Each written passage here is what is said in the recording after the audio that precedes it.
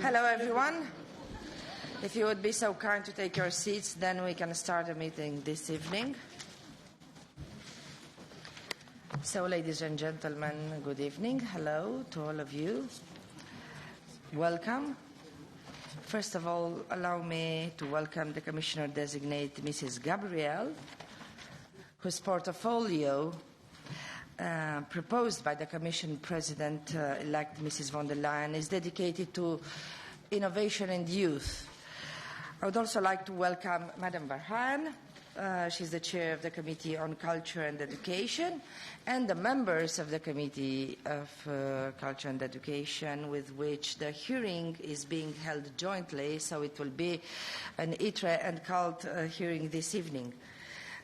Welcome to all of you, as well as everyone watching our hearing, which is being streamed live on the EP website.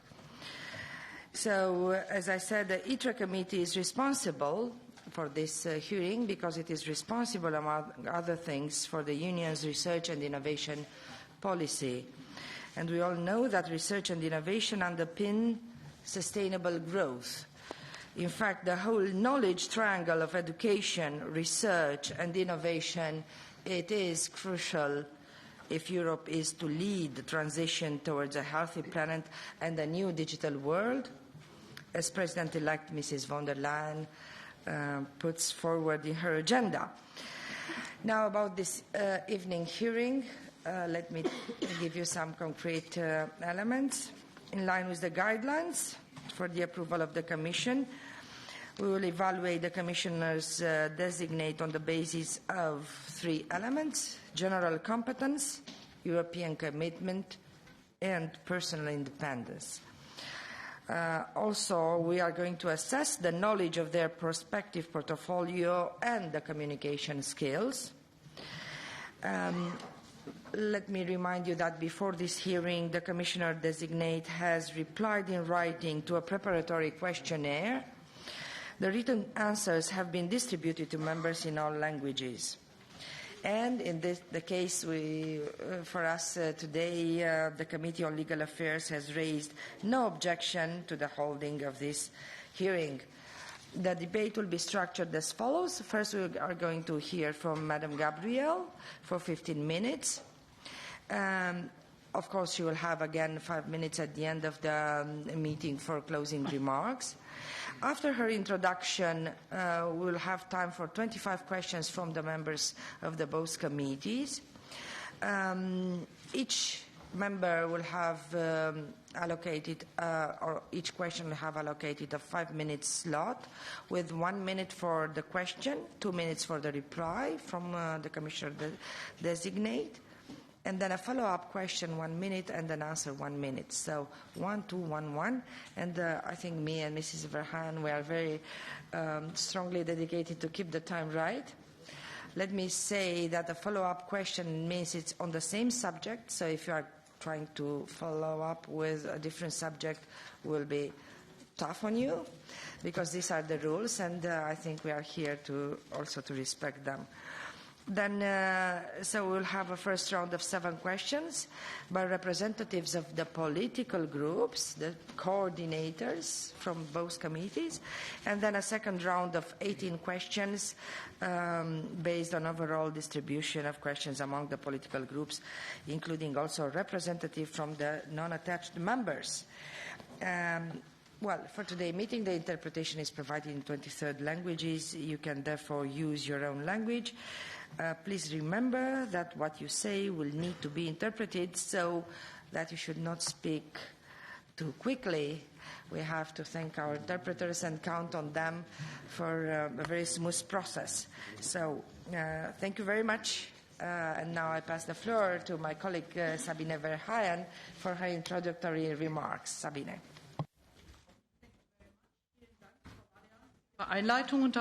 Thank you very much, Mrs. Valian, for your introduction and for such a clear explanation of the procedure for this hearing. On behalf of the Committee for Culture and Education, I'd like to wish a very warm welcome to Commissioner-designate Mrs. Gabriel.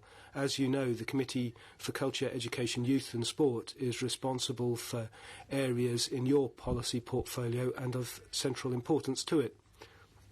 Personally, let me just preface my remarks by saying that it's unfortunate that culture, education and also research are missing from the name of the portfolio. I think culture, education and research are part and parcel of this portfolio. And of course, this is applicable to all age groups, not just youth. And I'd be happy if these terms were given more weight in the heading of your portfolio and in your work. Many challenges and opportunities lie ahead of us. How do we develop a European area of education? How do we expand education and cultural policy? How do we build on the European Year of Cultural Heritage and rely on better support for culture and creative industries? What do we do with sport to give it a more pronounced role at a European level? And then young people and their expectations, which are most important to you. I'd like to thank you for the written answers to the questions we asked you in advance, and I look forward over the next 3 hours to hearing more about your insights into the policy areas named and the areas covered by ITRE. And I'm confident that the committees will see their questions answered in this hearing, and we look forward to a discussion with you. And let me just recall that Mrs. Valian and I myself will be very strict in our timekeeping. 5 minutes each is quite enough to fill up 3 hours. Thank you. Sabine, so now, Madam Gabriel, we are all eager to hear from you. For 15 minutes, you have the floor. Thank you. President Adina Joanna Valian, President Sabine Verheyen, ladies and gentlemen, coordinators and members of the Committees on Industry, Research and Energy and on Culture and Education, members of Parliament, dear colleagues. On my way here, I remember traveling on the same road on the 20th of June 2017.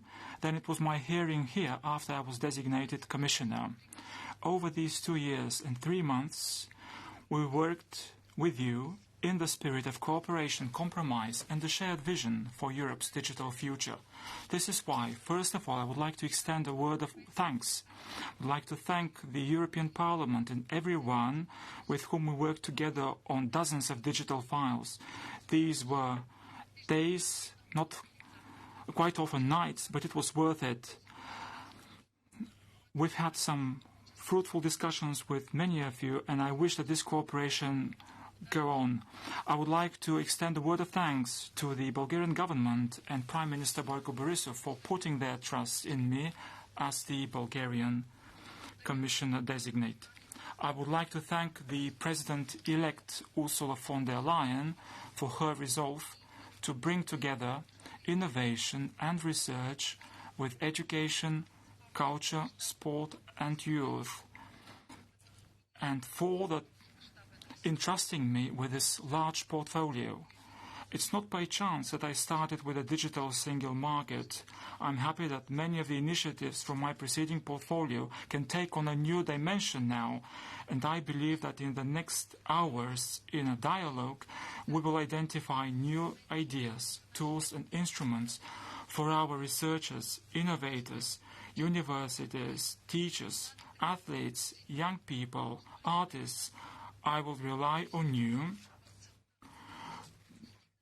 to try to achieve the same goal, to create a European space of science, education, innovation, culture, sport, which will come up to the expectations of young people, our citizens.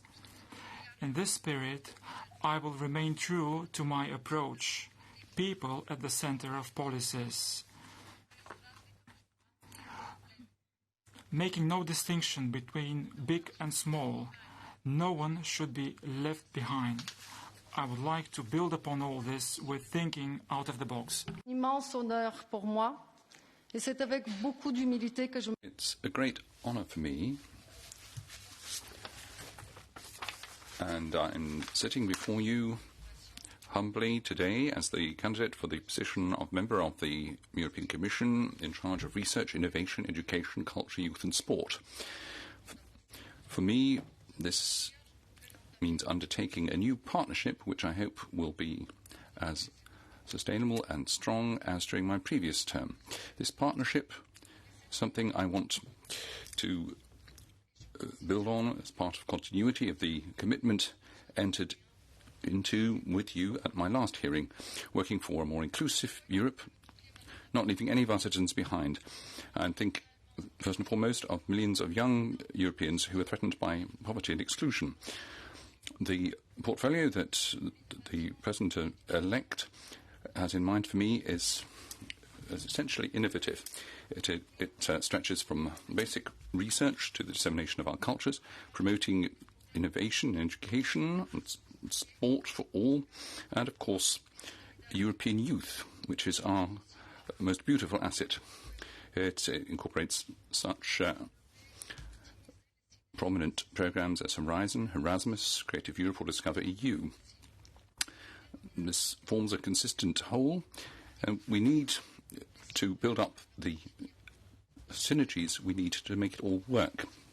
The common denominator amongst all these areas is that they touch on citizens in their daily lives. It embodies a Europe of talents, but also a Europe of hearts.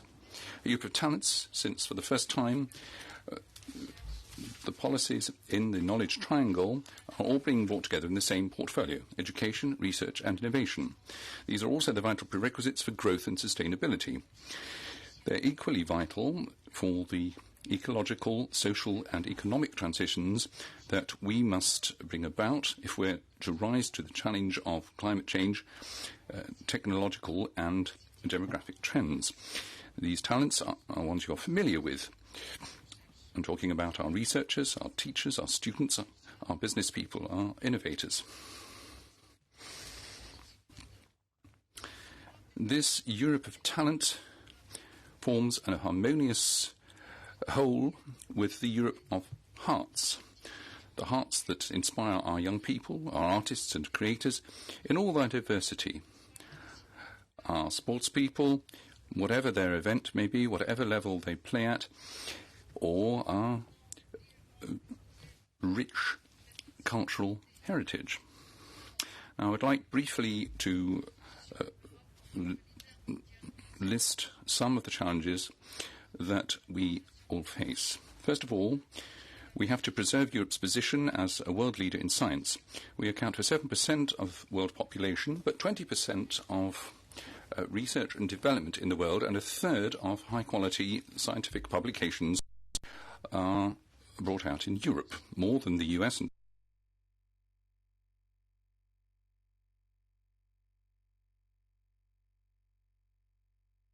research which provides the raw material for knowledge. We have an excellent example in the JRC, and this challenge goes hand in hand with a paradox. To maintain Europe's position at the crossroads of knowledge, we must maintain our framework research programme and keep it as open and substantial as it is today. Secondly, we need to rise to the challenge of developing our innovative firms. Europe is burgeoning with young, new firms, but it's hard for them to develop. A business which is forced to move to develop takes innovative solutions and jobs with it, as well as its social and economic impact. The creation of a new European Innovation Council to back up the European Institute for Innovation and Technology is a response to this challenge. We must now ensure that the necessary conditions are met for our innovation community, our startups, our SMEs.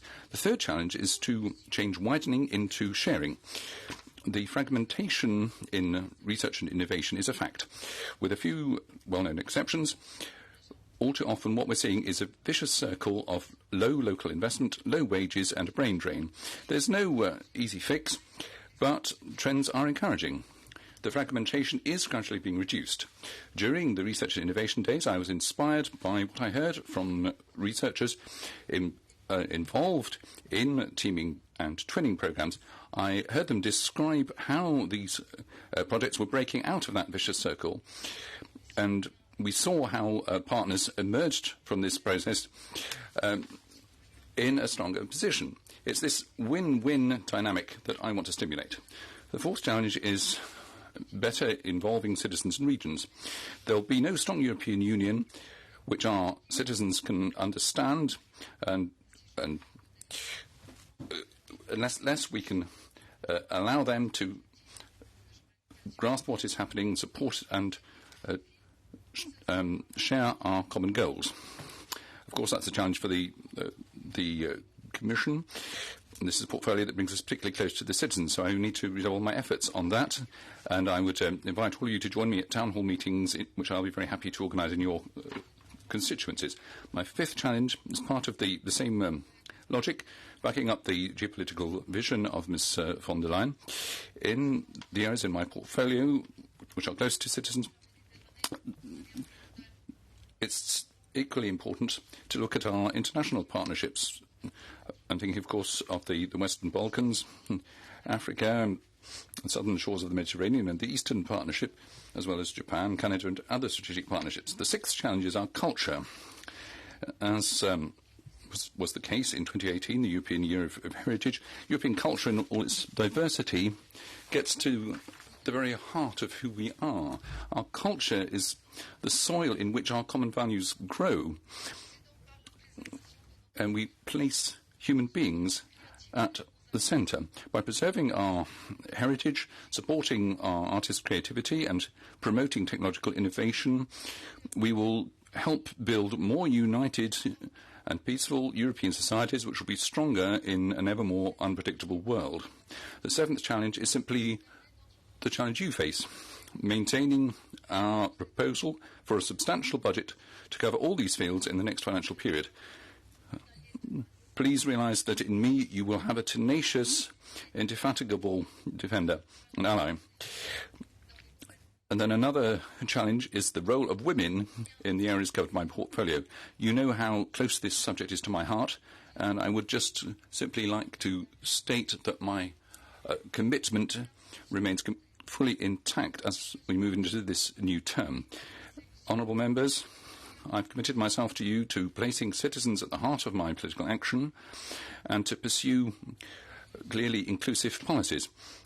Before going into the details of certain elements, I would like to enter into a further commitment in front of you. Times have changed. Some pre-existing structures need to be revisited. Our assets must be maintained, and the weak points will require fresh solutions. And so I have in mind initiatives beyond familiar territory, thinking more often out of the box, weaving close links between institutional silos and creating our future together with all the players, starting by bringing together my colleagues in the College of Commissioners and you, listening very carefully to all the players. In other words, I'm committing myself to bringing innovation and youth to our action, to listen and to work together for the common good. Thank you.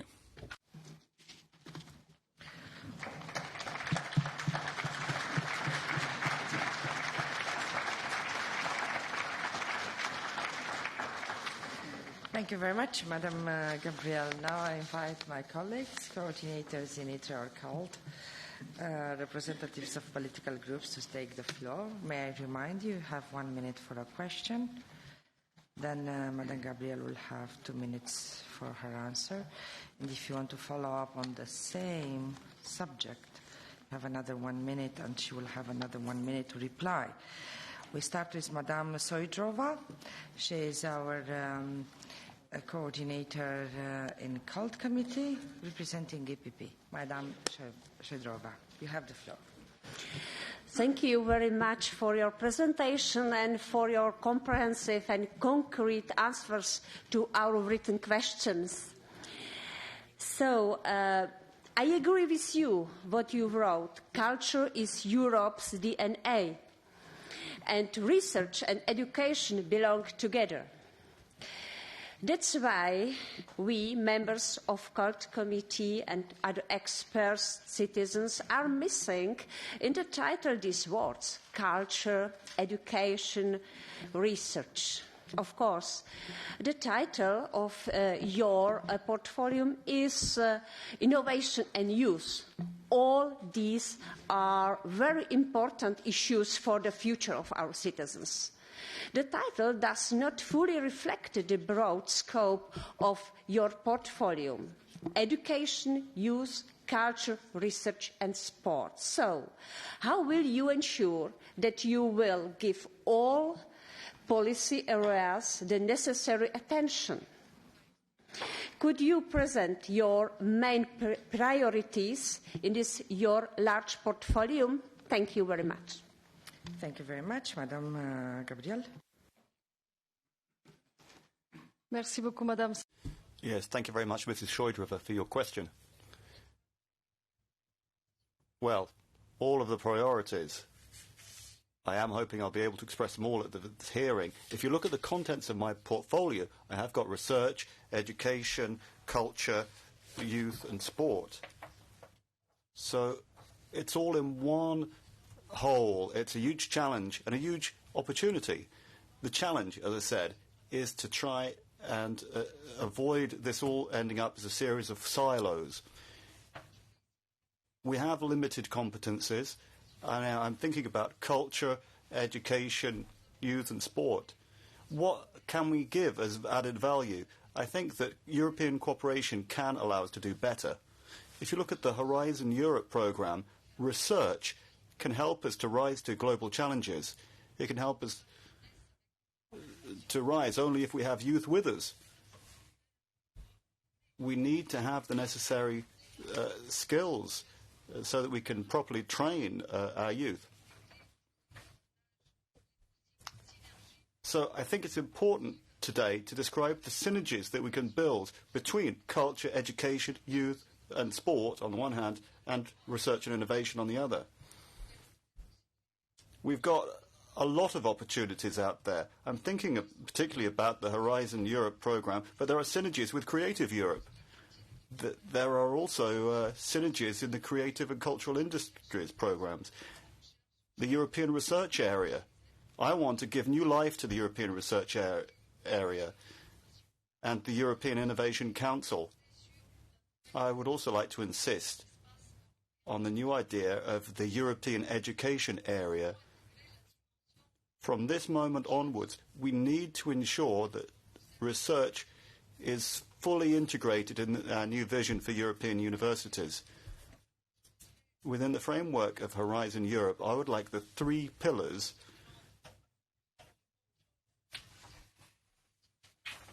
can be seen as examples for citizens. And in the area of education and culture, we should be putting forward ideas that can excite our youth. Suivant, question, oui. Merci beaucoup pour... Yes, thank you very much. Thank you for your response. I have a question about the budget as a follow-up.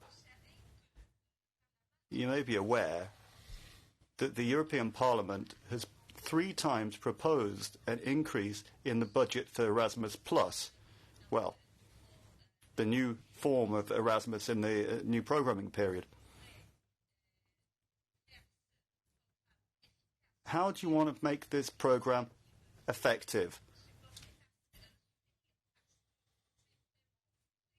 Now, this requires support. It's a crucial program for students and also for students in vocational education. And it's also essential for teaching staff as well. How do you want to increase these resources? Well, I strongly support the tripling of the budget, which the Parliament called for, and which has been accepted as a commitment by the President-elect of the Commission. But on a much more political note, having met the Ministers of Education, I think that we really do need to continue to debate with the Ministers of Finance. This doesn't always happen. We need to look at this. For Erasmus, for Horizon Europe, we need to go to the decision makers so that we can get their support at the crucial moment. As for Erasmus, it's a flagship, we're proud of it, and now we need to make it more inclusive. I fully support all measures that would make Erasmus more inclusive. For vocational education and training, for the teaching staff, and I'm particularly interested in language teachers. At this moment in time, we need them. And 1 out of every 2 Erasmus students is there for language reasons. And I think it should be a green Erasmus. Our young people have sent us a very strong message. The environment, changing habits, we need to have some real ideas out there. Merci beaucoup. Now our next speaker is Mr. Nika. He's the coordinator of S&D in ITRE. So Mr. Nika, 1 minute the question. Thank you, Madam President, Madam Commissioner Designate. Good evening, welcome. I'm looking for hard and fast answers. If there's a clash between Parliament and Council on the budget for Horizon Europe, which side will you be on? The Parliament, which wants 20 billion euros, or the Council, which probably wants less? And what happens to unresolved budget problems? How will they be resolved? And what happens in terms of strategic partnerships? How do you envisage undertaking those? I've also got a question on the pilot projects for 2020 and onwards. How do you intend to undertake those? And for research, we have 2 problems. The European Union isn't transforming research into commercial products or value-added products. How do you intend to address that problem, which affects both European citizens and the European economy in terms of its tremendous research findings? Concernant le budget, je me situe clairement du côté du Parlement européen. I'm clearly on the side of the European Parliament as regards the budget. I will strongly support the increase in the budget for Horizon 2020 because we need properly to understand that the Horizon 2020 budget isn't just an item of spending but an investment. If we really want to shape our future, we shall need that budget. This budget is to respond to global challenges, the digital transition, climate change, and to increase our own productivity and our own competitiveness. 60% of economic growth in Europe goes down to research and development, and 33% of jobs were created thanks to high-intensity knowledge. And therefore, I think we need to pool our strengths. And I refer to the Parliament here, but I should also appeal to the research and innovation community that they should join us in trying to make the most of our opportunities. We must remain ambitious, but we have to be realistic too. It won't be easy, but we must continue in that direction. In terms of strategic planning, missions and partnerships, my concern is that the European Parliament should be fully on board. I know what happened in the negotiations.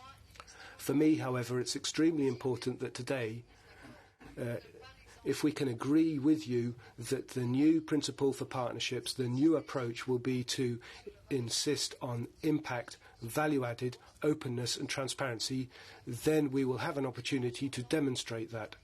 I intend to work extremely closely with the European Parliament, and right from now, I won't wait, for example, for missions to begin in 2021 to keep Parliament abreast of what's going on. And that's the basis on which I made a proposal for the mission boards that they should each designate one person to act as an interface with the Parliament to be able to answer it at any time as to developments and how decisions are being taken. The first pilot project, I'm tempted to say in 2020. However, I will be much more modest. I would like to have a discussion with my team. I don't want to put them in a particular predicament there. Thank you very much. Mr. Nika, follow-up question.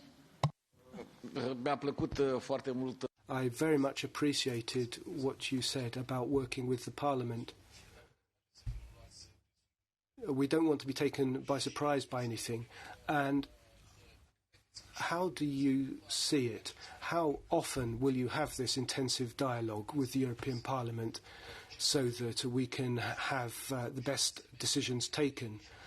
And a last question, how do you intend to deal with the situation where we have fantastic research in Europe, but researchers perhaps don't get as far as they might, either in terms of the impact on citizens or in the impact on the economy?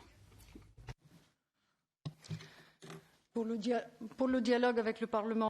In terms of the dialogue with the European Parliament, I really do think that I was very clear. It will be an ongoing dialogue and will begin at the earliest point. In terms of implementing research findings, I think we need to look at what we've already put into Horizon Europe and Horizon 2020. Here I'm talking about the European Innovation Council. If we want to move on so that research becomes a disruptive technology or becomes a breakthrough technology, we must support them. And that is done now in the European Innovation Council, but that will need to go on.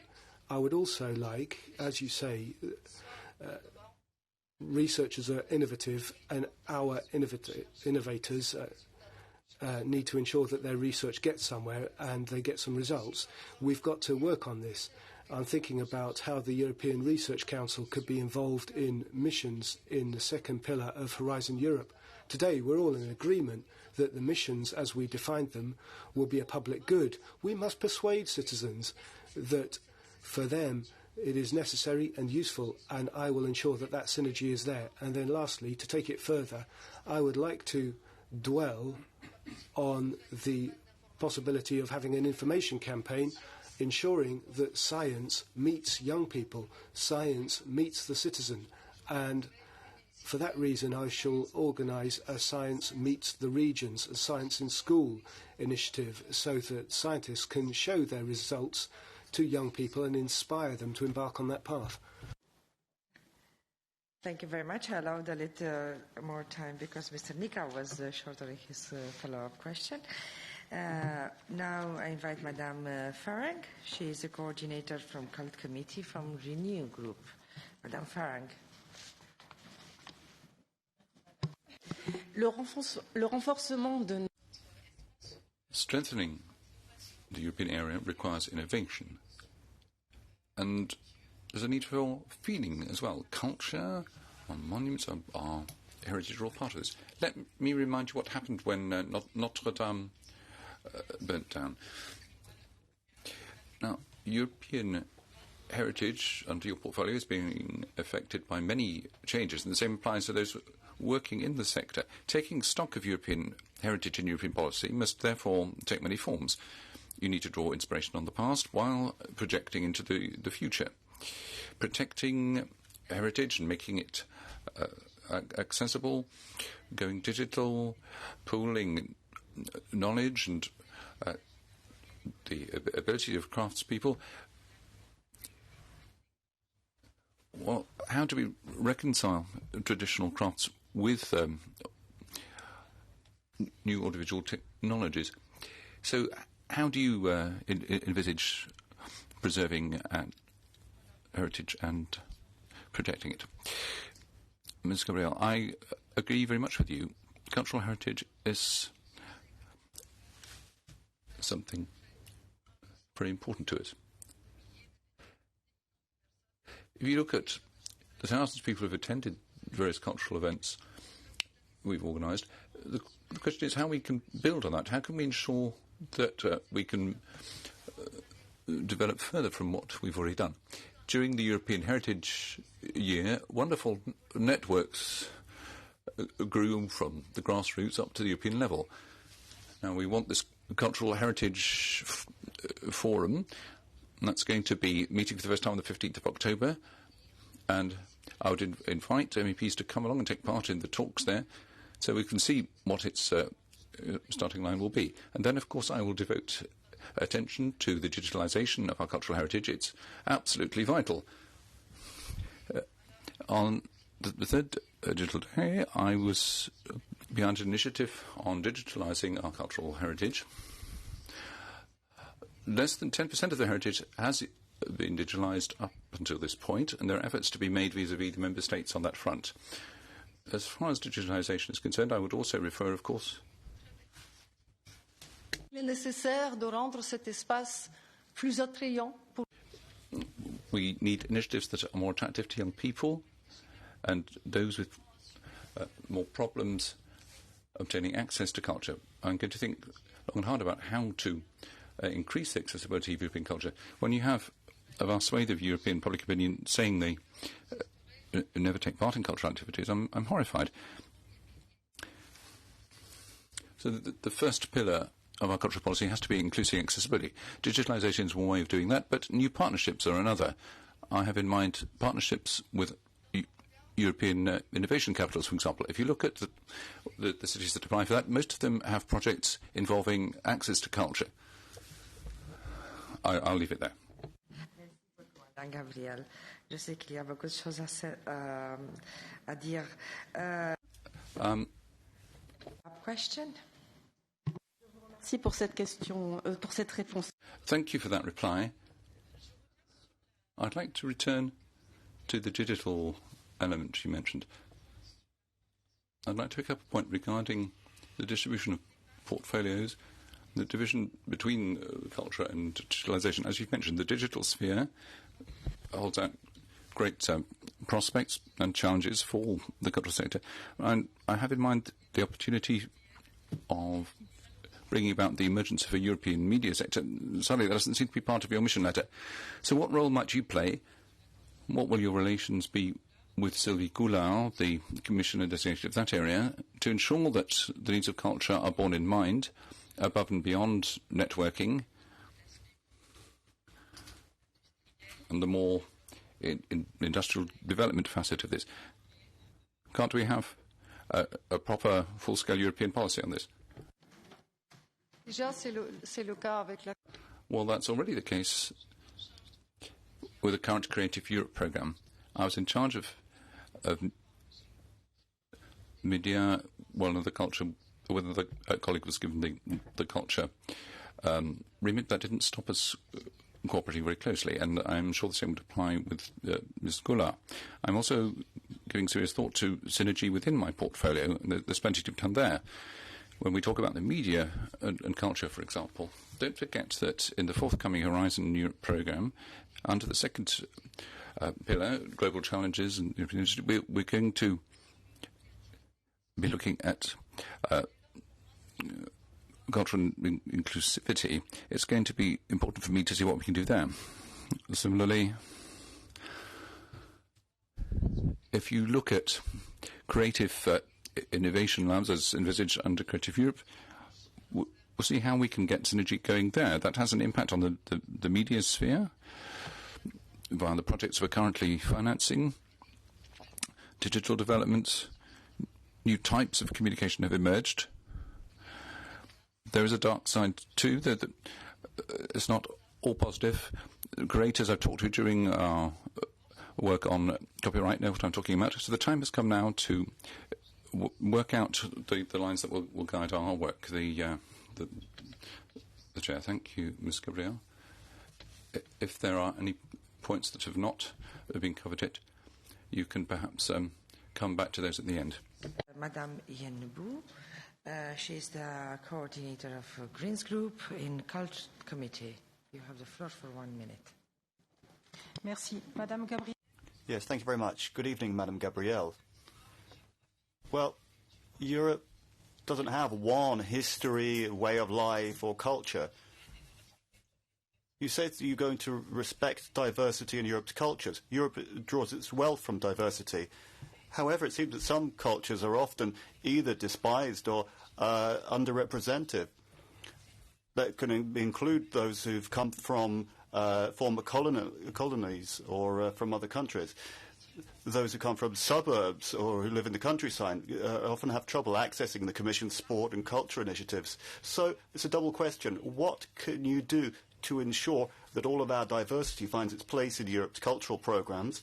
And secondly, will you create a programme that will allow our forgotten territories to have privileged access to programs in the area of culture, innovation and sport.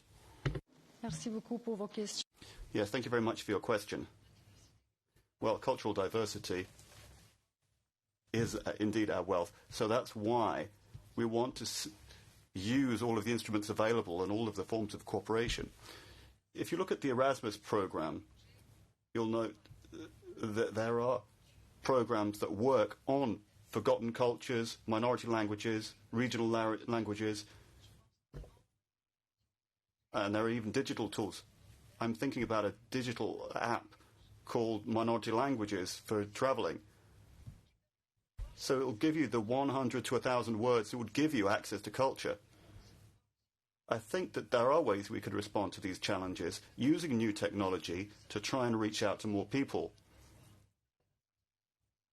And of course, I would like to see a much more inclusive Erasmus+. For the next program, we've decided to open up the program to small organizations that can build partnerships at the small scale.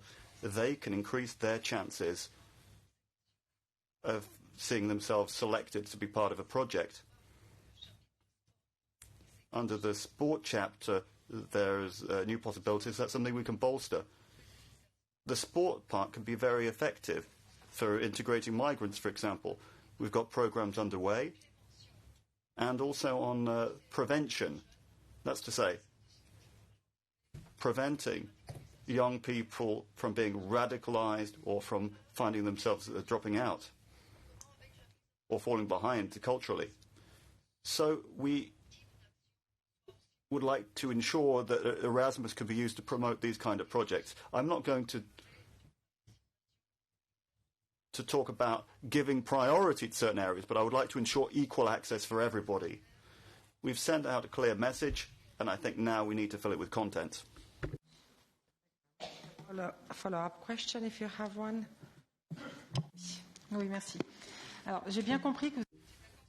Well, I've understood that you agree with the idea of a European multiculturalism, but how does that fit in with Mr. Shinas's portfolio about the European way of life, which kind of suggests that one single way of life could be envisaged and it requires protecting? So what kind of diversity does that reflect? En général, je me méfie de tous les ismes. Well, I'm skeptical about a lot of isms. Rather than multiculturalism, I talk about cultural diversity. The Vice President-designate, Mr. Shinas, for the European way of life, well, together we have actions that can allow us to not protect a way of life in a negative sense, but rather send out a message to say that we're all part of one community, so that we feel closer to each other, that we feel a sense of belonging. That's the kind of participation that our young people would like to see. As for education and culture, there's going to be a lot of projects. I'm thinking about the European Year of Solidarity in particular, or the European Solidarity Corps, rather. Isn't it exciting to see young people going out to work with migrants, Roma communities? And when you see people coming back from an Erasmus year, almost 70% say that they have gained an awareness of cultural diversity.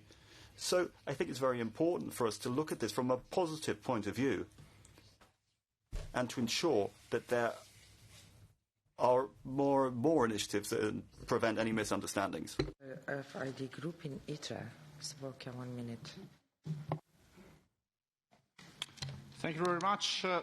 The European aeronautic industry excels at the global scale with a turnover of around 162 million euros and more than 500,000 of jobs created directly. European industries represent 80% of the global market share for civilian helicopters sold around the world. If we really want to protect European jobs, competitiveness must be preserved in the wake of an aggressive competition at the global level. In the future, the sector will have to deal with new technological challenges, notably on emissions reduction. In order to preserve and enhance our current technological supremacy, adequate financial resources will have to be allocated to research through the future Clean Aviation Programme. Do you agree with this assessment? And if so, are you willing to commit yourself to ensuring that the sector is provided with the necessary financial resources to maintain its international leadership? Thank you very much.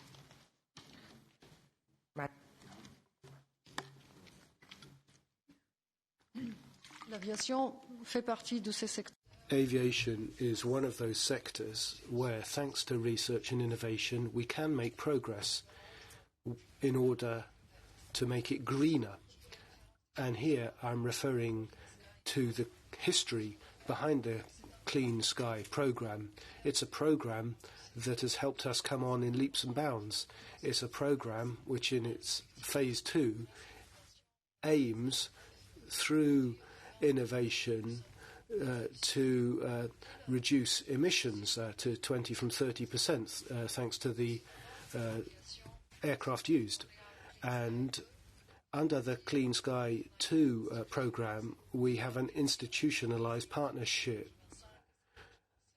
So that's Articles 185 and 187 of the treaty. The aim is to get the findings out by the end of the year from this research, but I can reassure you no decision will be taken without the Parliament being kept abreast. And that's important for me. It's important to recall that the partnerships that we want to select are ones that have an impact. Partnerships which are important to each and every one of us, and partnerships which help us fight global challenges. I would make no presumptions as to the final decision, but yes, I can confirm that aviation is part of the partnerships that have been proposed for the forthcoming period. Thank you very much. A follow-up question, Mr. Borka. Please, how do you plan to involve small and medium enterprises into the roles of European high technology? Gabriel?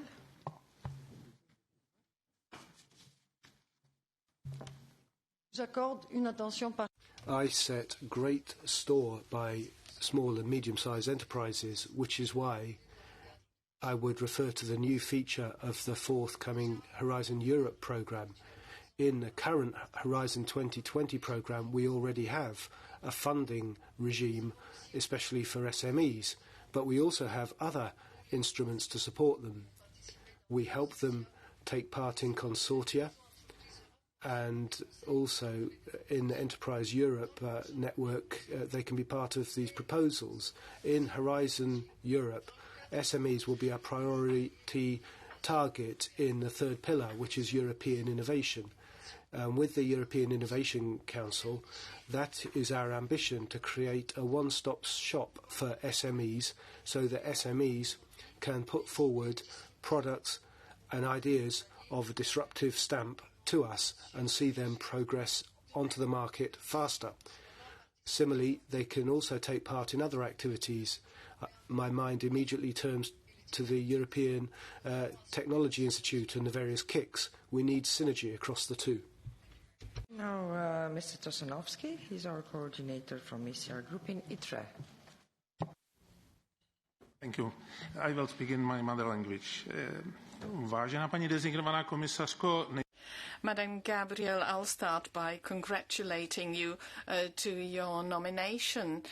I see it as a clear appreciation of your hard and excellent work during your previous term. My question: as we were negotiating Horizon Europe, I and my colleague managed to introduce the reference to what we call transforming regions, which will exist where we still see a high consumption of coal. How do you see the importance of science research and supporting the transformation, which otherwise would be a problem for Europe if it didn't happen? Will you be supporting these kinds of projects as you will be preparing your strategic plans and work programs?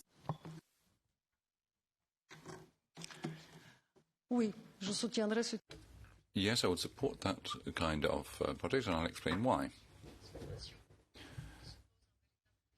There's a real challenge in transformation that we share. We need to reduce our CO2 emissions. Right as of now, and in the context of Horizon 2020, we're already investing in technologies, carbon capture and storage, to prevent emission. Scientific research is encouraging, but technological progress is still required, and that means that without research and innovation, I can hardly see how we'll be able to help these regions. Particularly given, I want to draw your attention to this point, we have a clear political ambition. We want to use research and innovation to achieve our goals, but political ambition should not be delivered at the cost of social justice, and I bear in mind all the people living in these regions. So there are all these challenges that I would address from other sections of my portfolio. What do we do about all the people who would lose their jobs? Ensure they have the right skills and keep the area competitive. Yes, I will support that initiative, and I believe we will have an opportunity to discuss this in somewhat greater detail. C'était la fin? Still have time. I was settled on 1 minute. If one continues. Je pourrais me permettre dans ce cas. Well, in that case, may I just complete my point? We will indeed here be backing this actual transition fund you referred to. There's not just research in the context of Horizon 2020 involved here. We should also bear in mind Mr. Šefčovič's platform, which brings together the regions involved, which are pooling their thoughts and seeking shared solutions. So my message is we have to help these regions. We have to deliver the skill base, so education will have a vital role to play. Training. We must ensure that these regions have the resources they need so that they don't lose all their competitiveness.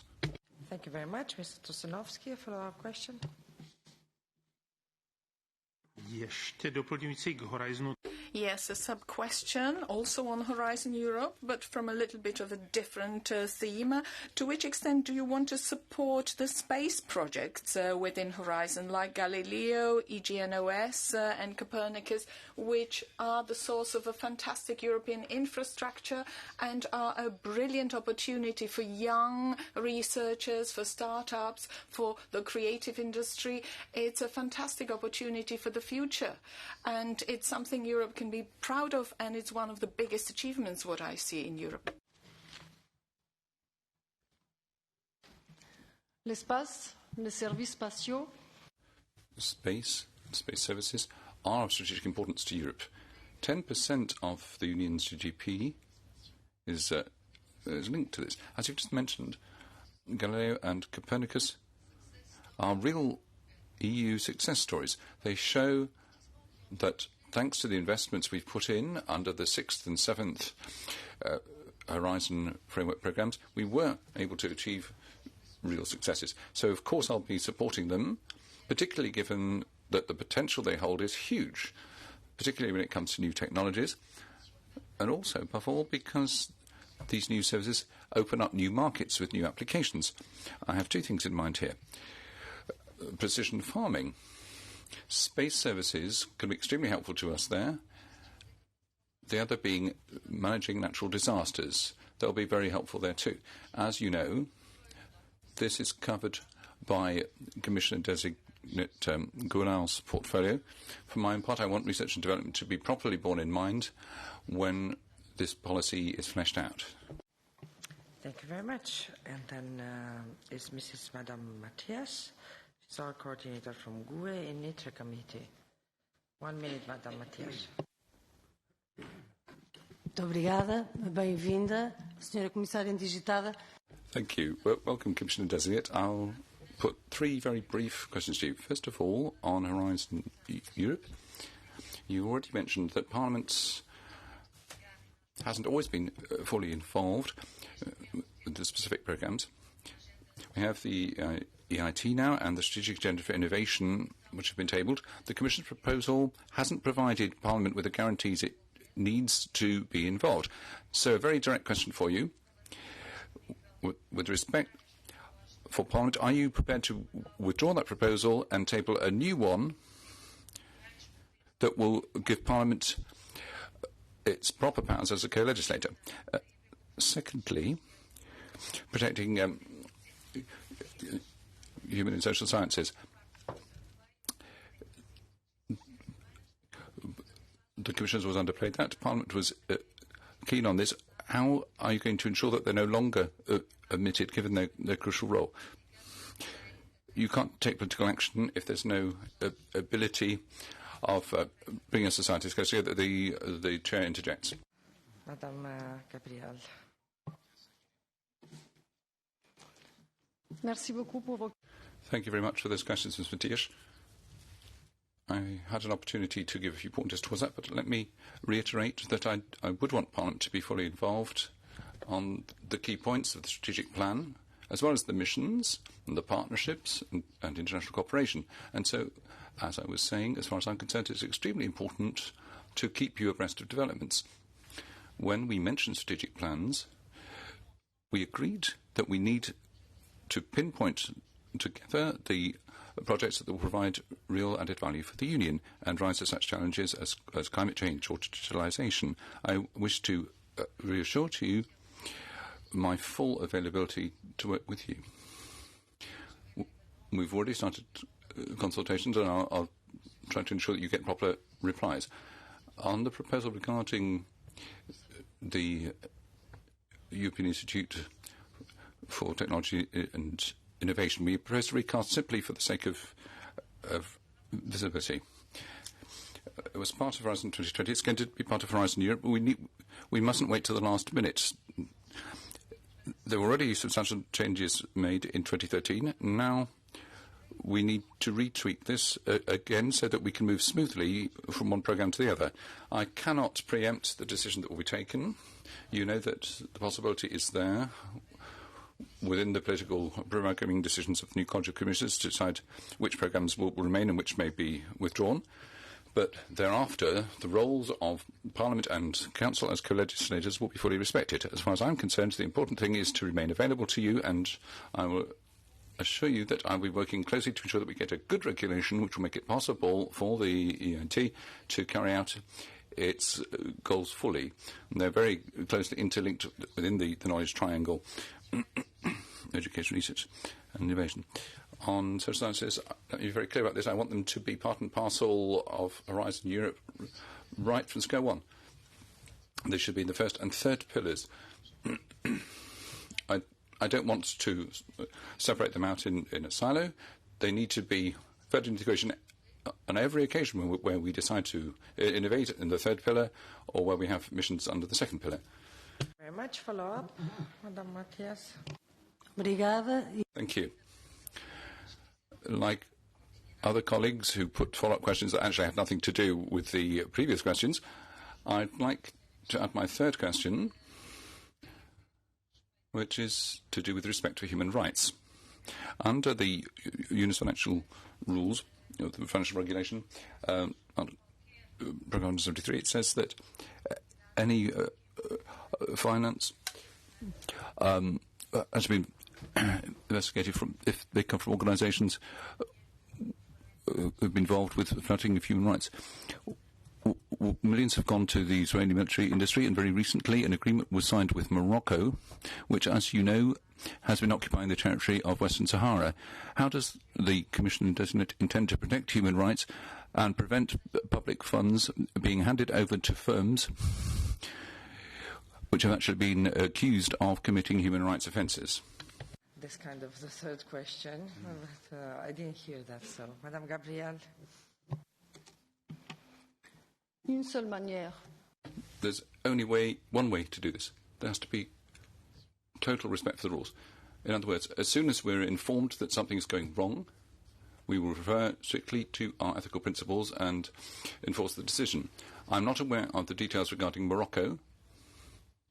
I know what you're referring to when it comes to Israel. We're well aware of dual usage. We have to exclude any military use. The territoriality clause has to be respected, while at the same time we have to uphold the possibility of partnerships with scientists in Israel. We cooperate with them on health, water, and IT. Because these rules have not been respected in one area, we mustn't exclude the possibility of cooperation in other areas. So I suggest we'll try and get more details about the case you've mentioned, then I'll get back to you. Much. Now I'll pass the floor to my colleague, Mrs. Verheyen, for the next round of questions. Next speaker on our list is Mrs. Henna Virkkunen for EPP. Thank you, Madam Chair, Madam Commissioner Designate. As we know, the Horizon Europe is crucial for EU's prosperity and sustainable development, and the implementation of this ambitious program, it will be a cornerstone of your time as a commissioner. And like you said, we started a new era of collaboration between the institutions within the establishment of the strategic planning process. The Horizon Europe programme states now that the Parliament should have extensive exchanges on the strategic planning. And it was good to hear that you will seek our input on planet partnerships, missions, and the draft strategic plan. Of course, we all count on your experience as an MEP and Commissioner to address our concerns as much as possible. You said that you are planning to have some kind of, or set up some kind of regular meetings on the draft strategic planning between Parliament and Commission. It would be interesting to hear what it could mean in practice. Commissioner Gabriel. Dans la pratique, comme je l'avais dit. Well, see, in practice, as you say, well, it's not just a question of sending documents and things like that. I think it's important that we have meetings where we deal with these kind of subjects so that we have a chance to maybe talk once a month to talk about what the different advances are. But that should be in the framework that you judge appropriate. I could meet the coordinators every month at Strasbourg. I could come to ITRE committee to inform you. I've also asked my own services to organise an information campaign. We want to go to every member state, present the new programmes and apply a country-by-country approach.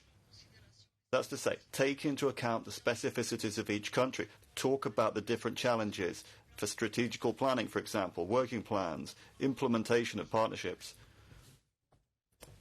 But I'll remind you that no decision will be taken without the consultation of the Parliament in advance, and you will be kept up to date with events. So in terms of missions, partnerships, we need to decide together what kind of programs we want to finance, institutional partnerships. These are the kind of things that we want to have in place at the beginning of 2020 so that then we can move on to implementation. Do you have a follow-up question, Mrs. Virkkunen? Yes, Madam Chair, about Horizon Europe. The budget of Horizon Europe has been mentioned already several times in here, but it's, I think, one of the main topics for this committee and Parliament, also I think for Europe, that we can increase the budget of Horizon Europe. And the Parliament is very committed to increase the budget to 120 billion euros, and it was good to hear that you are supporting the same goal. But of course, the member states are playing now the key role on this. And how would you intend to convince the member states to agree to this budget? I think it's the difficult question.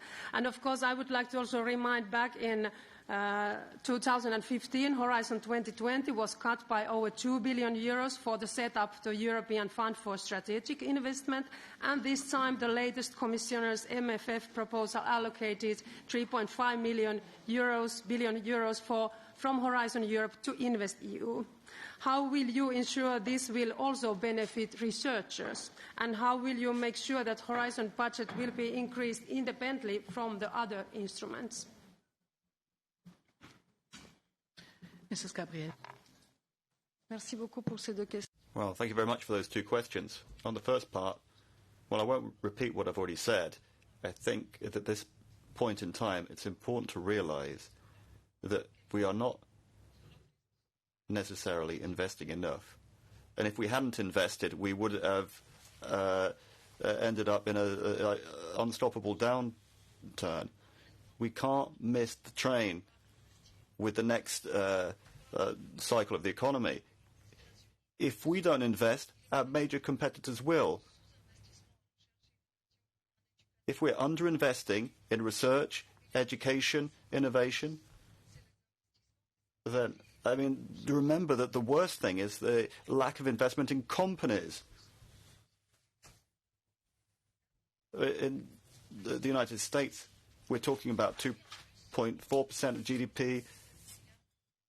In China, it's something like developing countries, 3.4 in some cases. We're talking about 0.06% from the European level. So some countries are achieving 3%, 4%. They are making progress, but we need to ensure that in other regions of Europe that we also give them a chance, thanks to research and innovation. I mean, you can see that in some areas that are based on coal, we need a new era. Coordinator for Cult for S&D.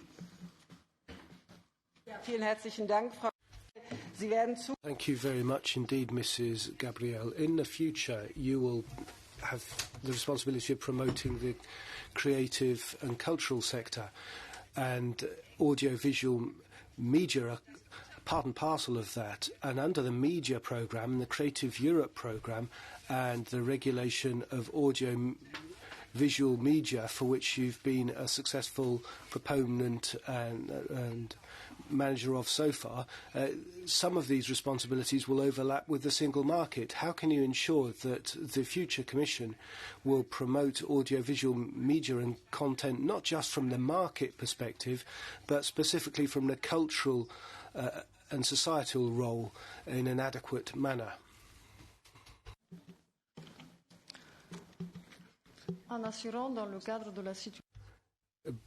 By ensuring the best possible cooperation in the current situation. As I've had the opportunity to say, that was the case, and here we must sync our actions with Commissioner-designate Sylvie Goulard as much as possible. If you look at the Creative Europe programme budget, it's not that great, it's not that big, and what I would like to see is more synergy created with the existing possibilities under Horizon Europe. I have a great deal of hope focused on culture and creativeness as a nexus, and this will be increasingly part of Horizon Europe and in the Global Challenges Pillar 2 of it. We must make up this deficit. We don't want to reproduce the division. If we see that division as a weakness in one programme, I'll avoid it in the other, and I want to provide the opportunity to take actions forward together. And I would draw attention to the fact that the European Innovation and Technology Institute, one of the knowledge community members, is planning to create a creative and audiovisual industries kick in 2020. We must look at possible synergies. We must look at how there can be cooperation, and there must be cooperation with what's already being done under Horizon Europe. So for me, I would see this as a genuine challenge, and that will require constant coordination and cooperation to make sure that the issues you've raised as regards content of audiovisual are not left solely under the media programme, and to ensure instead that there are other outlets with research and innovation under Horizon Europe and the European Innovation and Technology Institute. I set enormous store by this work and will do over the months to come. Thank you very much. Mrs. Kamarevert, have you got a supplementary? Yes, well, to that extent, I think a clear programme would make sense. The Creative Europe programme needs to be set down properly. Now, you said you'll be on the side of Parliament when it comes to increasing Horizon funding. Does that also increase to Creative Europe funding, where Parliament called for a doubling and a tripling that we called for Erasmus+. I think this is urgent because Creative Europe is a chronically underfunded programme where we could do a great deal more together if we had more money. Many good projects are out there, and the same also applies to Erasmus+. Do you stand by Parliament here? Will you, with us, try and persuade Council to loosen the purse strings? Commissioner-designate Gabriel. I think part of the answer is what I've been able to do in recent years. I recall, as the Digital Commissioner-designate, I talked about supporting media programme funding as much as possible under Creative Europe. Many smiled at that, but we managed to achieve 30%, 34% by way of the increase based on our proposals. So we've definitely secured that, but now we need to ensure that through synergies we can achieve elsewhere what we can't achieve under Creative Europe by producing the synergies with what I mentioned. We've got 52 billion in the second pillar of Horizon Europe, and creativity and clusters are in there. The 609 million under culture in Creative Europe certainly aren't enough.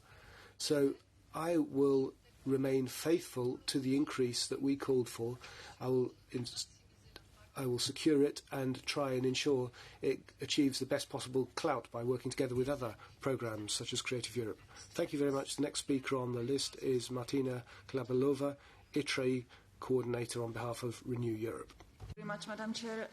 Milá paní komisařko, designovaná pro toto nové portfolio, já děkuji předem, že ji berete. Thank you. Commissioner Designate, I am glad that you take your portfolio as a challenge. I'm sure it will be one. You mentioned you want to do everything to support the talent and the know-how that we have in Europe, that we have a reason to be proud of. And you also mentioned that it shouldn't just be the big players, but also the small ones.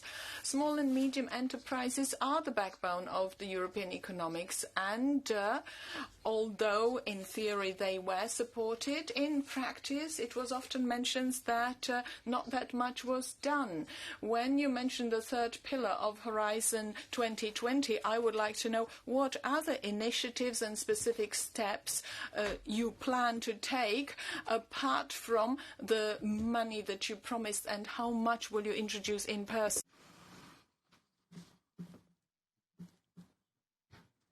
D'abord, je ne suis pas d'accord. First of all, I disagree with the idea that we've done very little for the SMEs under Horizon 2020. I agree that we could do more and better. Let me refer you just to a figure. Within Horizon 2020, you may recall that the goal for SME participation 20%. We went way beyond that. We're over 25%. And then I want to stress this European Innovation Council will have a single window which will give SMEs access as a target group, particularly given that Parliament gave its view very clearly about this. 70% of the budget will be for SMEs and start-ups. So right as of now, I want to ensure that the possibility is still there to support them. We've already obtained initial results in the report. I remind you, it's a pilot project. They were able to deliver 2 billion euros for more than 400 SMEs. We all know that investments are required. If you look at the figures, €1 invested in SMEs gives you a return of 2-5%. I think that's very encouraging. Now, what I want to do at this stage is ensure that SMEs in all regions are informed of what's available. First of all, there has to be real clarity about this. We're not putting together any sort of closed club. So I have in mind the work of the European Institute for Technology and Innovation, because they have initiatives too on regional innovation, and they're also targeting SMEs. I also have in mind criticisms of openness. You need only look at the Co-Creation Centre and the level of co-investment. You will see that some regions in Europe stand out. the message I would wish to run with is that we're providing firm support to SMEs everywhere in Europe. Thank you, Mr. Dlabajova. Do you have a follow-up question? Thank you, yes. Vy jste zmínila dříve také. You have also mentioned the European Council for Innovation. This is an initiative that should support the excellent European innovators, and including startups and small and medium enterprises, and there should be going 70% of their budget should be going there. Now, if you think that there are 24 million small and medium enterprises, and that means 28% within our industry, is the 70% enough? And how do we know we can listen to them? We use the synergies, and we know what they want, because we know that they prefer using grants. How can we listen to them and know what they really want and need? Mrs. Gabriel, please. Je pense que Well, I think budgets will never be sufficient if we really want to live up to everyone's expectations. That's why I'm talking about synergies, but as well as other possibilities that we can use. There's not only the accelerator. The European Innovation Council is not the only thing out there. And there's SMEs will get more and more access to InvestEU. There are enormous opportunities out there. I think we need to continue to support them, not only to listen to their ideas, but also to give them the possibility of realizing their ideas.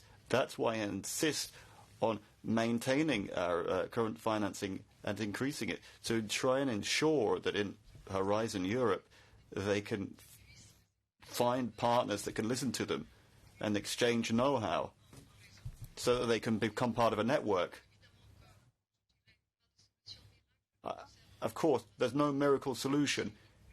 We're happy with the EIC, we're happy with the one-stop shop for SMEs, but we remember you've got InvestEU and regional funds, and they will continue to provide support under the current framework, and it's very much appreciated. Next speaker is Peter Pollack, a cult committee for EPP. Ďakujem pekne za slovo. Vážená pani navrhovaná komisárka. Thank you very much. Commissioner Designate, I would like to ask you about education. I'd particularly like to inquire about three countries that segregate Roma children in many cases.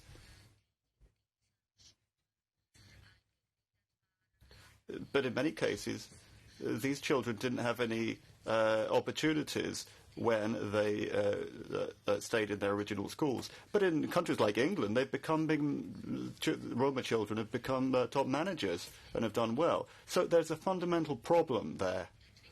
And it depends on the development of the country and the education system.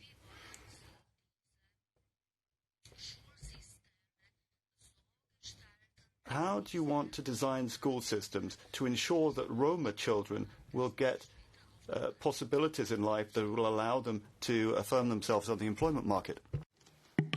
Merci beaucoup de vos questions. Yes, thank you very much for that question.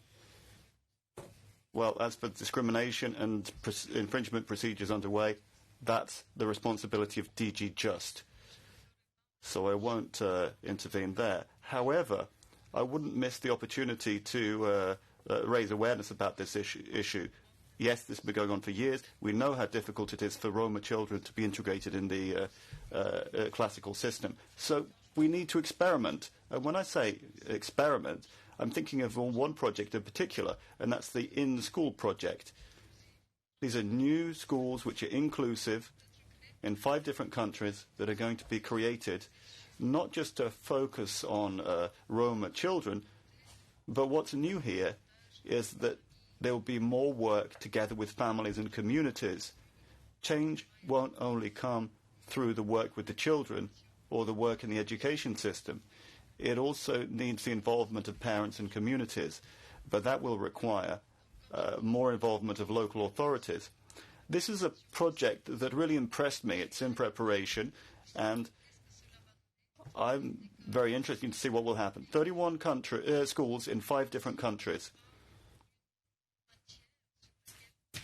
I think that there may be a basis there to build for the future. So, inclusion, that's always an important thing. But what I would like to see in future is more projects taking into account local specificities of local communities. And I want to see these initiatives be multiplied. I think we can do more. Vielen Dank. Mr. Pollack, do you have a question, please? Vážená paní Gabriel, projekty v... Yes, thank you very much, Mrs. Gabriel. In Roma communities, for 20 years now, a lot of projects have been implemented, but many have not produced the desired effect. A lot of measures were taken, and the situation is such that in some countries, Roma children can achieve success, but if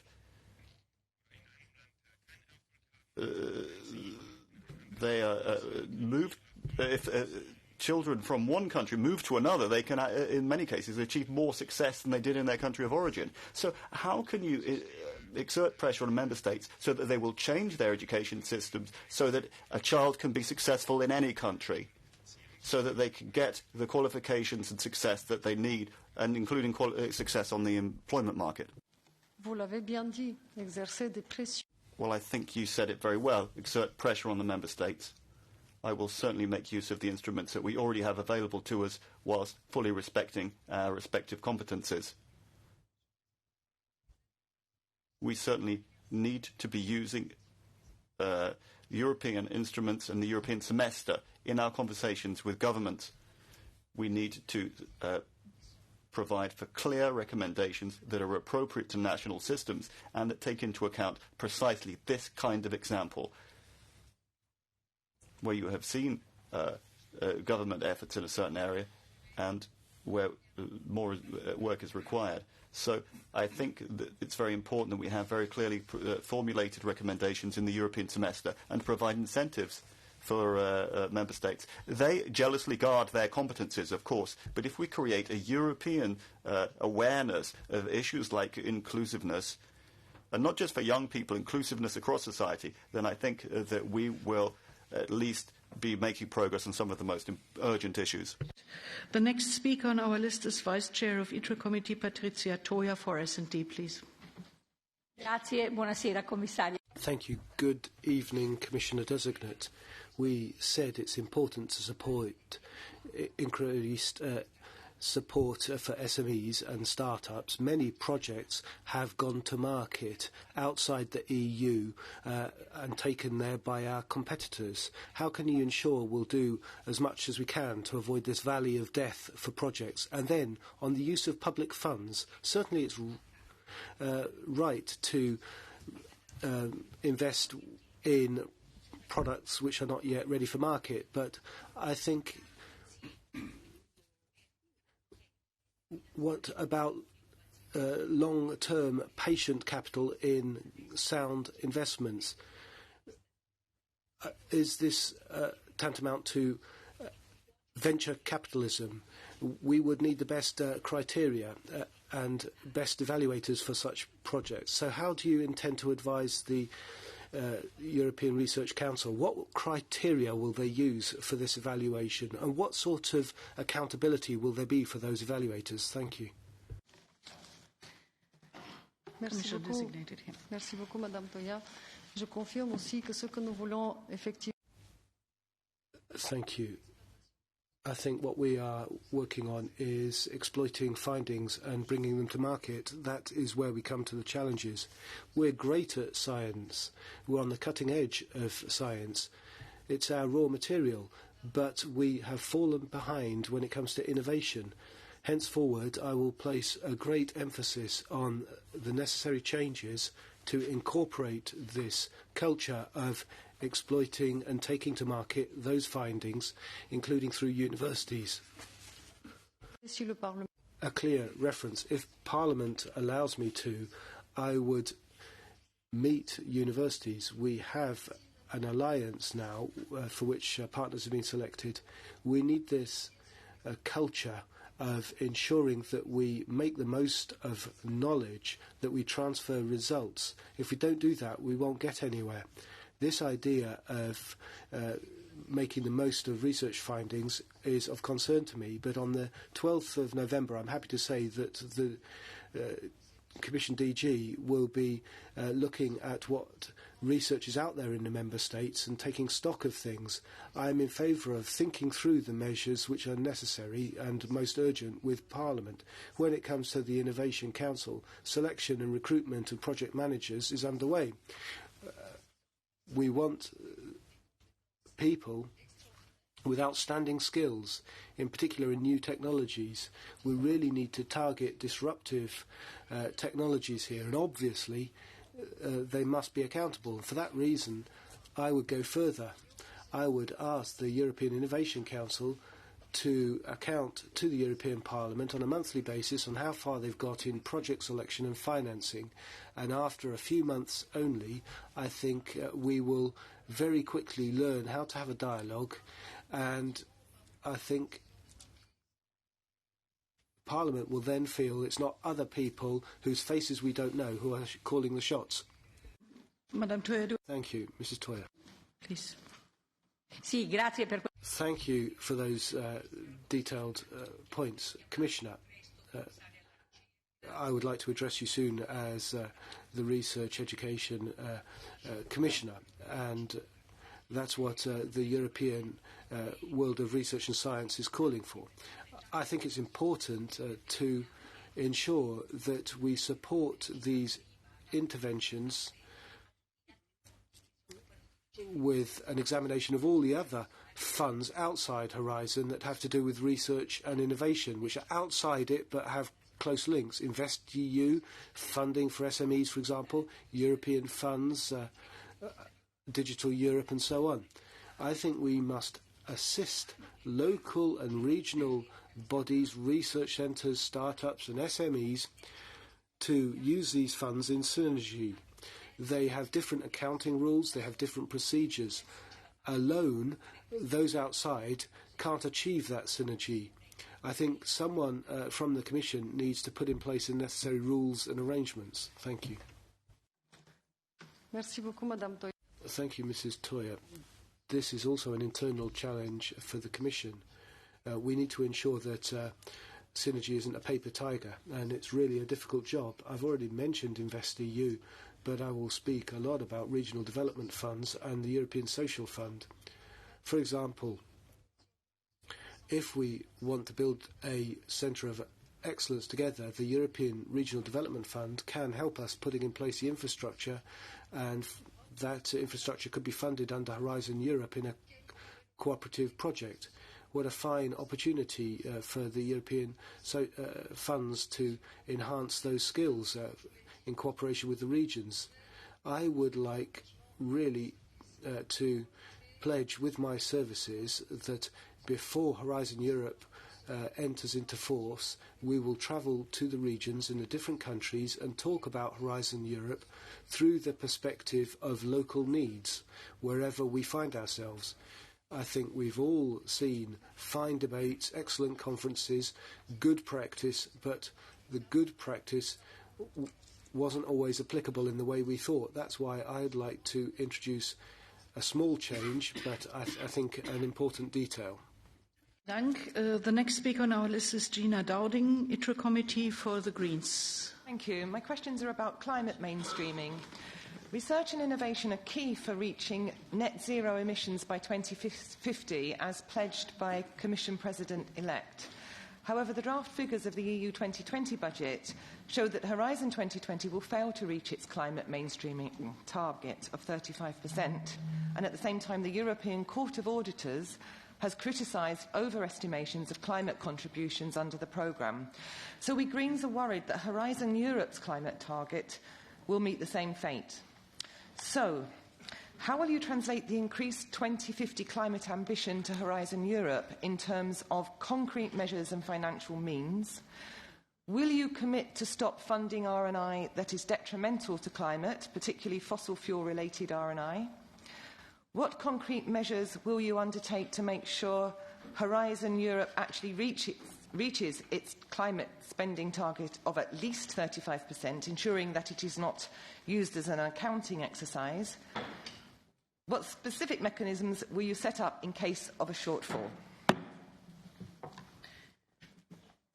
Mrs. Gabriel, please. Merci beaucoup de vos questions. Thank you very much for those questions. Yes, that 35% goal for the climate has been written into our budget, but clearly, we're not going to reach that. We're at a figure of 30%. C'est un instrument que nous avons de There's an OECD tool, that Oreo markers, that we intend to use. Any budget which is directly contributing towards addressing the climate is given a figure of 100%. This may not be perfect. I know that we've only reached 30%, not 35%. But for Horizon Europe, it's clearly understood now that we will continue to use these Oreo marker categories to gauge the picture. So, of course, I will be looking for a number of improvements. I think it's important to raise the awareness of all participants so that they have this idea in mind when they're preparing their bids. It's also important to get more quality data to ensure we have proper follow-up. And you raised a point there on which I'm still open to taking on board new ideas. It is important to have follow-up, of course. As soon as we realise something's not working properly, it's important for us to be able to take the swiftest possible action. Even now, we have assessment mechanisms for the follow-up that we count every year. In the context of the climate, no doubt we can raise our game. I think I was quite clear on that. But I think it's just as clear now that if we want to make a success of the climate transition and have this famous Open European Pact, we're only going to be able to do this with research and innovation, which is why, obviously, I will back all those projects that will allow us to cut our emissions, invest in hydrogen, and maybe find other solutions that we're not aware of yet. We have resources for that, not just Horizon Europe, but I have the European Research Council in mind in particular. Mrs. Dowling, do you have a follow-up question? Yes, please. Given that most of the contribution to the climate target will come from the programmable parts of Horizon, what measures are you planning to implement in order to increase the two bottom-up parts, the pillars, to the climate spending target beyond their set evaluation and selection criteria? So for a concrete example, how will you make sure that under the European Innovation Council projects from capital-intensive sectors, and in particular climate-related sectors and green tech, are not crowded out in comparison with, say, biotech, ICT and other services, businesses, which guarantee much faster returns?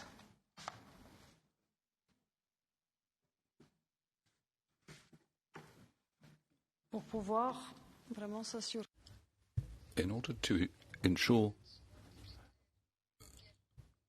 perfect selection, there's only one way forward: transparency. If you really want to know how the European Innovation Council selects projects, then we need regular information regarding the selection process for the projects. I also want to stress here other instruments that we can use, particularly digital tools. Last week, at the Innovation and Research Day, we launched a new platform. Ms. Toyer will also be interested in the Horizon results, because this will give us the largest possible amount of information on the creators of projects and their outcomes. This increases the prospect of potential users being abreast of this information. I think there are ways here to use digital technology to enhance transparency even more. We must ensure that our single window is a real window where startups and new arrivals can really check the information. The next speaker on our list is Gian Antonio Adare, Cult Committee for ID. Grazie. Yes, thank you very much. As Commissioner Designate for youth and innovation, the Commission has actually gone for just calling it innovation and youth and forgetting about the other issues of culture and education. It seems that Mrs. von der Leyen doesn't care much about culture. But what financial instrument does the Commission envisage for small and medium-sized companies to be involved in creative industries and in protecting the cultural heritage? What does the Commission intend to do to create a true European university network and centres of excellence? And finally, there's been no mention of a very important subject, and that's the issue of disability with relation to sport. What financial instruments will the Commission promote to try and ensure the inclusion of disabled people in Commissioner designated. Merci beaucoup pour vos questions. Yes, thank you very much for that question. Well, I'll start by clearly reiterating my support for SMEs, particularly with regard to culture. That's where we can really count on creativity and innovation. So I would like to draw your attention to that very clearly. I'll remind you of the availability of Creative Europe. There's the idea of creative innovation laboratories. This is a pilot project. I'm expecting that small and medium-sized companies will have privileged access to that. So I realise it's very important to ensure that they get their fair share of Horizon Europe, and we need to give more visibility to the different examples that are already working and out there. As for universities, we are right at the very beginning of a long road. That's why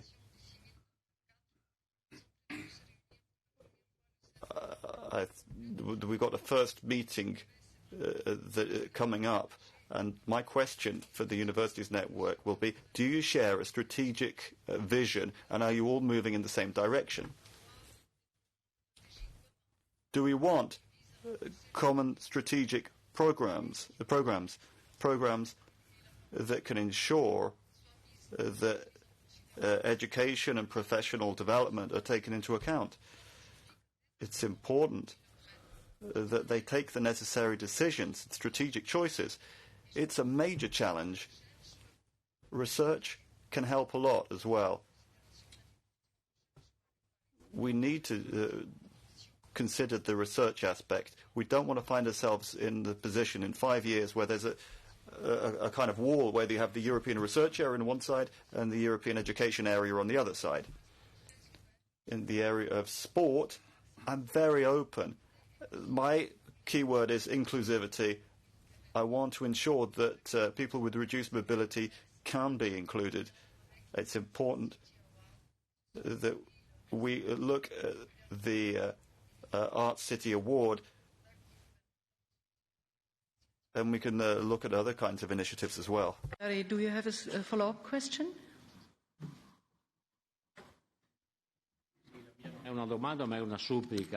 Not really a question, but a request. Disabled people really need Europe. You need to help people who are disadvantaged.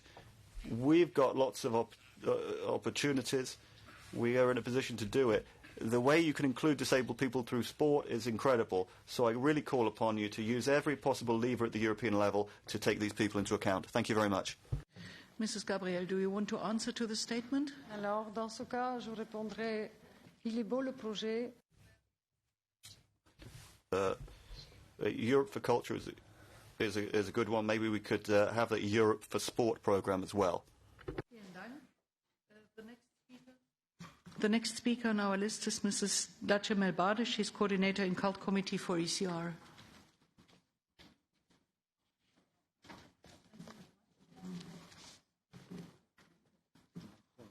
No, you can hear. Thank you very much, Chair. Ursula von der Leyen, in her agenda for Europe, speaks about the EU's position as a global leader in science, attracting the best brains from all over the world. But we have to keep in mind that the battle for the brains is not only external challenge, but also a reason for the internal tension and internal competition. In the battle for the best minds, the EU's east part appears to have worse hand. Net migration is negative in a number of Central and Eastern European countries. Brain drain, you already mentioned it in your introductory speech, is seriously affecting the sustainable future of these societies. We cannot speak about successful EU's cohesion policy if this process won't be stopped. My question is, how do you see the design of the European research and education area to provide more balanced development of human capital in the European Union? Merci beaucoup de votre... Thank you. Le dire. Je voudrais vraiment contribuer à revitaliser l'espace européen. Well, I would like to revitalise the European research area and to deal precisely with this brain drain and retain talent. Some examples: the European Research Council in a few years has become a case in point. The best researchers will want to come to Europe. The best researchers will end up wanting to stay in Europe. And I think what's of most interest to me is the ERC and its record of Nobel Prizes. They've had 6, but also in terms of researchers funded by it, it's continuing to employ them as a new research generation forming. There are more than 50,000 doctoral and postdoctoral students working on their plans now. So that's a good example. Also, after that, we need to tackle the problem that in some parts of Europe there is a particularly acute problem. Hence, there are 2 ways forward. When negotiating Horizon Europe, we made the commitment that we would look into Marie Curie bursaries to consider the idea of return grants for people who want to return to their countries of origin, in particular because there's a pilot project underway since last year bringing together DG Research and DG EAC that stipulates that researchers wanting to research in EU13 can get financing under Horizon 2020, and if they were, and in fact, in the case of a lack of success here, we allowed them to resubmit their application, and in a year we've seen a great increase in the success rate. And also we've got a study underway tracking developments, and I'm sure that will provide rich pickings in terms of how to respond more quickly. Mrs. Melbade, do you have a follow-up question?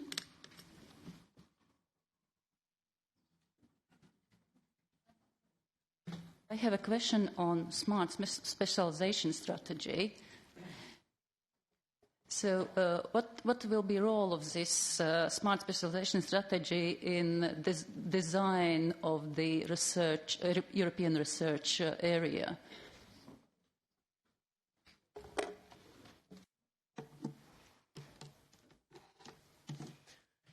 They have a very important place, these smart specialisation strategies. We don't often have an opportunity, but I would like to thank the Joint Research Centre, the JRC of the EU, which has done a great deal of work and has helped regions in their smart specialisation. They have a special place because they allow for greater synergy with other potential EU funds. The European Regional Development Fund is a case in point, which allows us to put in place an infrastructure covering an area covered by smart specialisation projects, allowing for the funding of the first step before it then accesses Horizon to set up an excellence centre or a cooperative project participation. I'm interested in giving a higher profile to the regions that have engaged in this sort of strategy and that have provided a great example of progress. I'd rather say that than say that we should do much more. Also, in terms of regional innovation, we've seen that in the ILO, and I want to see how that can be moved on. Eva Maida, ITRE Committee for EPP. Thank you, Chair. Уважаема госпожо Габриел. Ms. Gabriel, first of all, I would like to thank you for the cooperation with the European Parliament. I hope that we will continue to build upon it in future. When we talk about technological leadership, as you mentioned in your introductory statement, Europe has two main rivals, the US and China. Therefore, I believe it is extremely important for programs such as Horizon Europe to think globally, namely to enhance competitiveness of the European industry through technologies so that we will have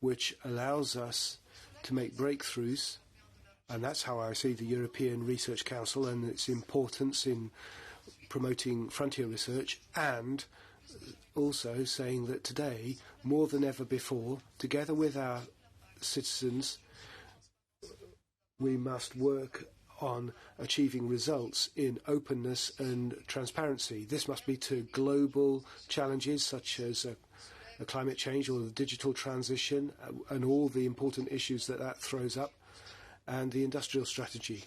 You also touched on another question, which is open science.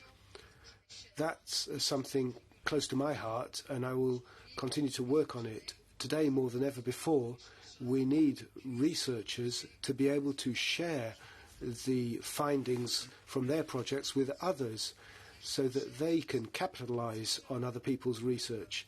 That's already happening. Publications under Horizon Europe funded projects must happen straight away. There are clear principles to be respected.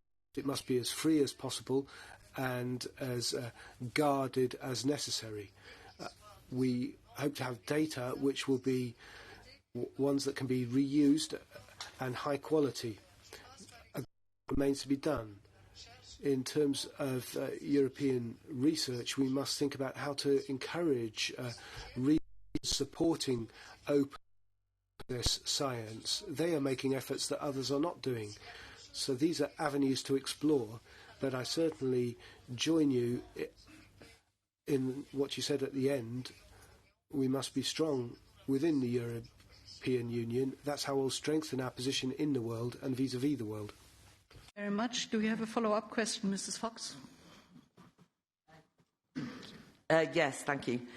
That's reassuring, but I do think that as one of the big challenges is that national governments try and interfere in outcomes in universities too often, that when you have a top-down transnational body like the EU, you have to be particularly careful you don't do the same. And despite your reassurances, you have spoken about a lot of non-knowledge instrumental outcomes that you want from researchers, so I am nervous.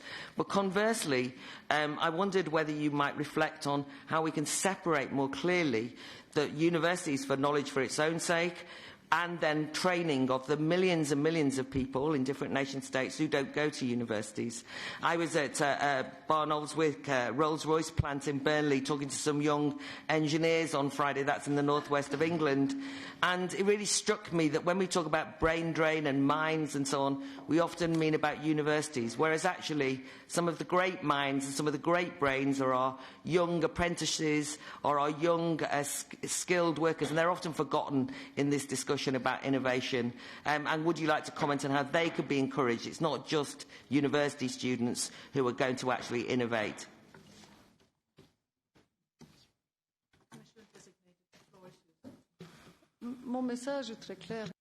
My message is very clear.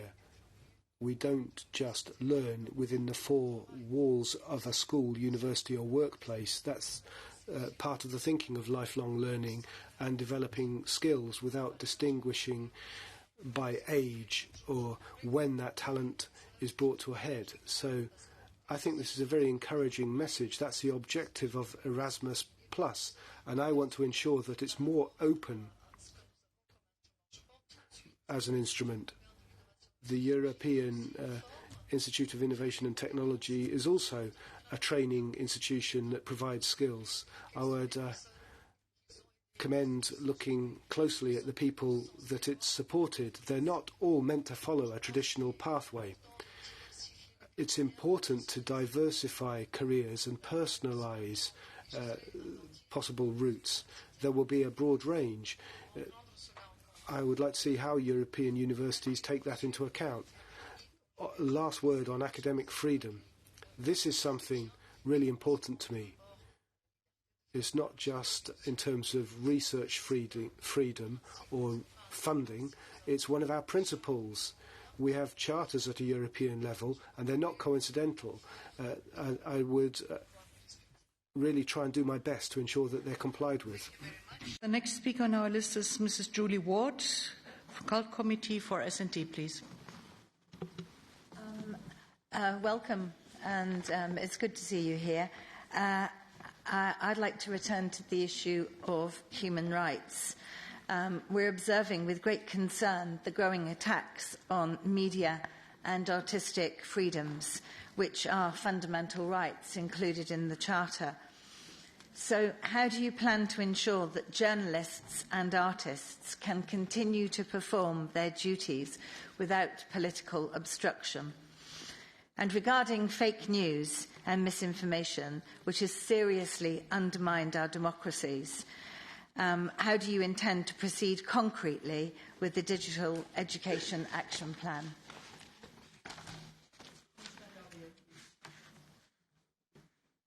Merci beaucoup pour vos questions, Madame. Thank you very much for those questions, Ms. Ward.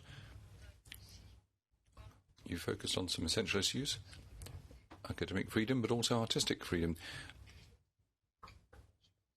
That's why I will continue to devote particular attention to this.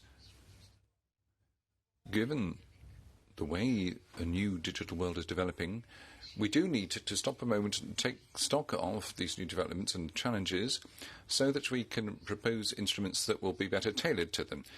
That's why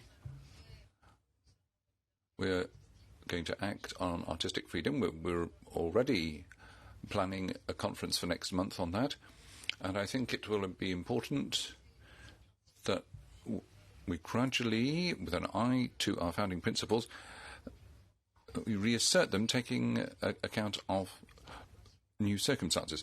On fake news and information, there you're touching on an issue that's very close to my own heart. I will always be extremely clear about the importance of the balance between freedom of information, ensuring people have free access to information, but also responsibility. On the digital divide, there's a Safer Internet for You initiative, which I've backed. Out of the 3 most successful initiatives, 2 are Codevik and Safer Internet for You, both of which I support. The campaign for a safer network in Europe has borne this out. I've seen from visits to schools that children need knowledge and access to instruments. No one is talking about imposing on them the need to believe any particular thing or read any particular thing, but we want them to have instruments available to them that will allow them to make informed choices. Critical thinking equips you to take those informed decisions. That's something we welcome, and we will continue to pursue our endeavours in that direction. As part of the next digital education plan, which I want to have updated by next year, we're going to address media literacy. We launched the European Week. The time's come now to do something further with young people. Thank you very much. Julie Ward, do you have a follow-up question, please? Yes, I do. So, broadening out this discussion to think about third countries and neighbouring countries, what role for the EU strategy for international cultural relations, which was, I believe, a great success of the Cult Committee working together with AFET. For me, this is particularly of relevance in our relations to third countries, and I know that you are interested in the Balkans, and there are many challenges there right now. So how could we make more use of the cultural relations strategy for international relations?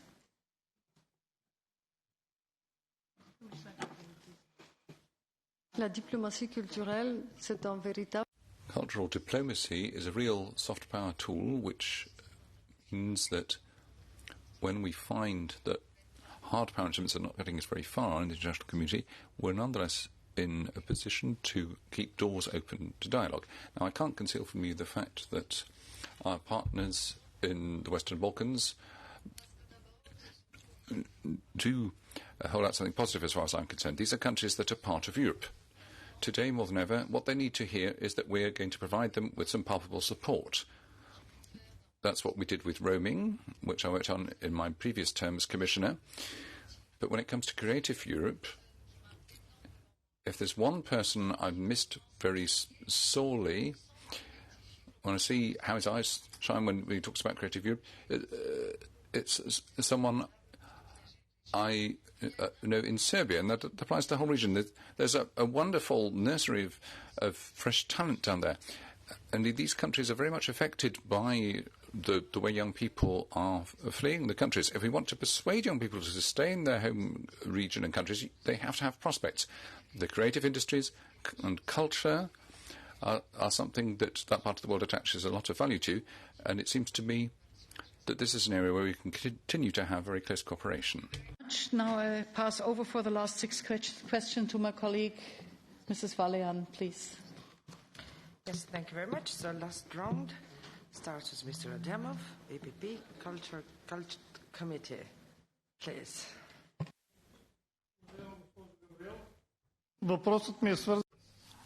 My question is about equal opportunities between the East and the West in Europe when it comes to Horizon, Creative Europe, and Creative Europe.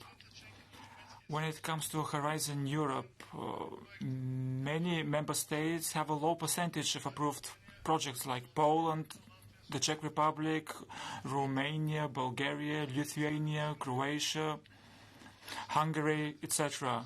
How are you going to promote this program all over Europe to make sure that we have equal participation between the East and the West? And do you envisage technical assistance? When it comes to Creative Europe, currently this program is run by different commissioners and director generals. Media sub-program under Goulart. How are you going to coordinate work between different directorate generals? How are you going to ensure greater efficiency of this program? Will you make sure that this program will be adequately funded to promote more cultural and creative initiatives from all the European member states? Merci beaucoup, Monsieur Ademov, pour vos questions. Thank you very much, Mr. Ademov, for your question. On the part on Horizon Europe, I think that the message has been heard loud and clear on the subject of widening. Well, I think it's not enough to simply say that a certain percentage of the budget is given to it. Rather, we want to get the countries involved. If you look at the participation rate in EU 13, it's 5%. But before it was 4.8%. So we are getting more projects. There are more projects among experts that can cooperate. There's teamings for centres of excellence. There's the European Research Area, which can help individual researchers to make progress. But on the other hand, you actually raised a very important question. For the EU 13 countries, it's important for more technical assistance to be provided. We need to spend more time and money, if possible, on technical assistance. I'm thinking of things that work and that I know, and that's the Policy Support Facility. That is an instrument that allows us to help states in a very concrete manner. On each occasion, it can take a very different form. We can help an individual country. We can work with that country on a specific challenge. We can engage in experiments. Or we could get knowledge of best practices from another country. There's also the support mechanism for structural reforms and the TAIEX. So there are a series of instruments out there. The important thing is to improve awareness of them so that member states can actually use them. So I would really like to take my share of responsibility on passing on that message to that half of Europe. Adamov?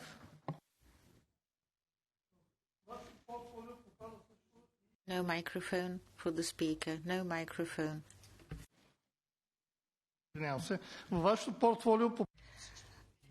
As part of your portfolio, you will be working on the initiative for the European Research Education Area.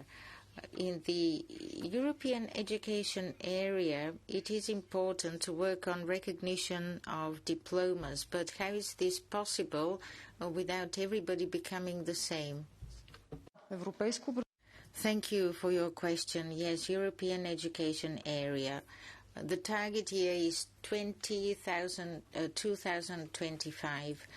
But at the moment, I think we should think about what the most important thing is. As you pointed out yourself, there are also the powers of member states, so we have to work on the added value of European cooperation. Speaking of the European education area, perhaps we will rely on European universities working on recognizing their diplomas. As I said, our target year is 2025. But there is something else. I would really like to introduce the European student card by 2021, so that each student can use this card when they're abroad as well.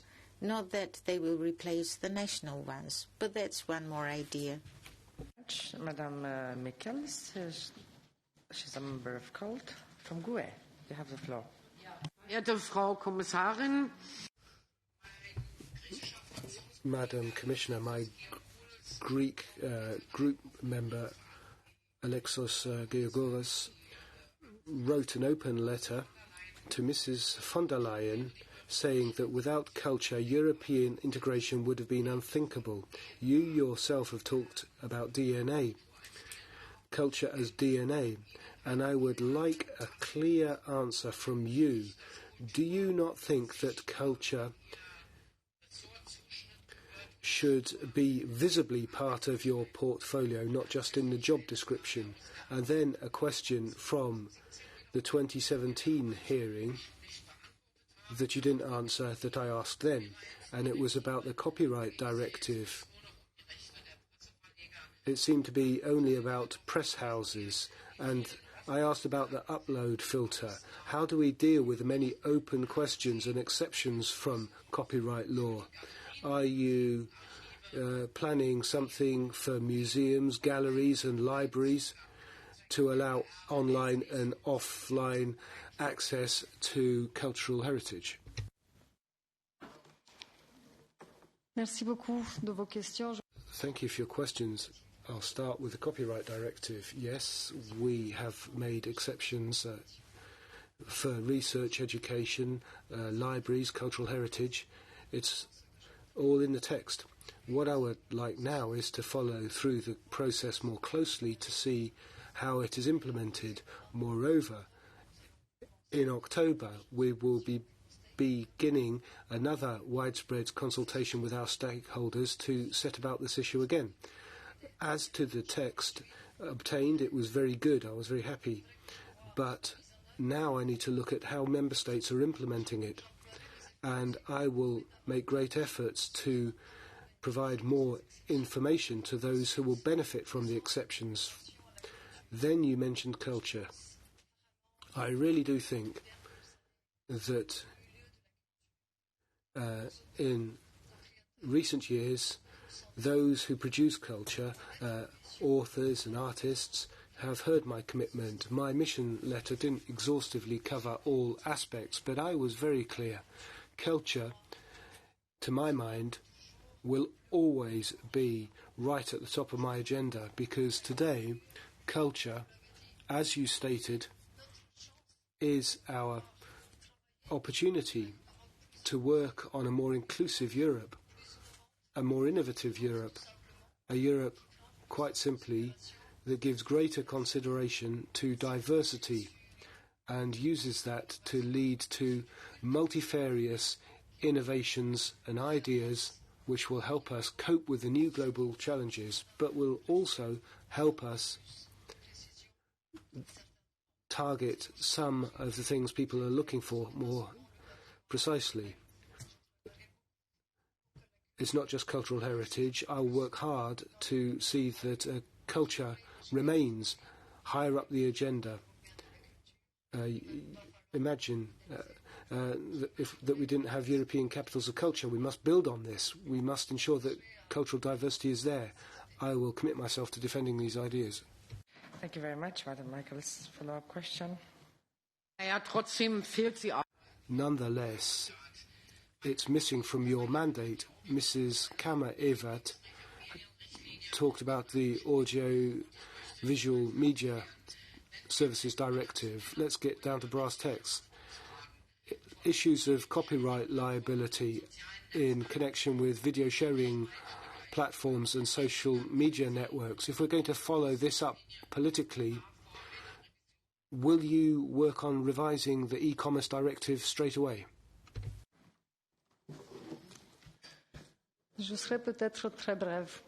I'll keep it very brief, perhaps. Yes, I think so.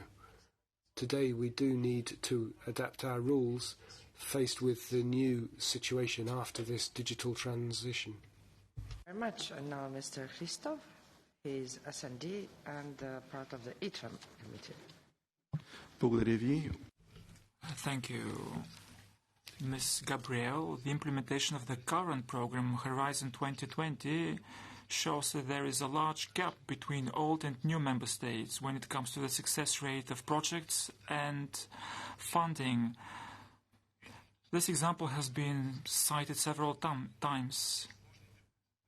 The European research programs have one bad aspect: difficult application procedures, which result in lack of equal footing between more experienced and less experienced member states. How are you going to harmonize procedures? How are you going to make Horizon Europe more inclusive by reaching out to more beneficiaries? Do you envisage specific measures to support the scientific community in Eastern European states? Will you initiate, together with ministries from member states, legislative procedures to reduce the salary gap between researchers in the EU? Thank you for your questions, Mr. Christoph. I would like to answer them quite succinctly, widening and how to make sure that all EU member states have this rate of efficiency when it comes to investment in research. You used one keyword: simplification. Simplification is true now for part of the procedures under Horizon 2020, but we will go further, to say the least, because simplification is the spirit underlying the next Horizon Europe program. For the first time, 3 pillars with 3 very clear logics of intervention. Under each pillar, from research to innovation, we've got a clear description of the mechanism aimed at simplification, which will underpin projects and participation. And let me pay special attention to the simplification of procedures. We all know what it's all about. Have one type of standard document when it comes to applications. To demand less information from future beneficiaries.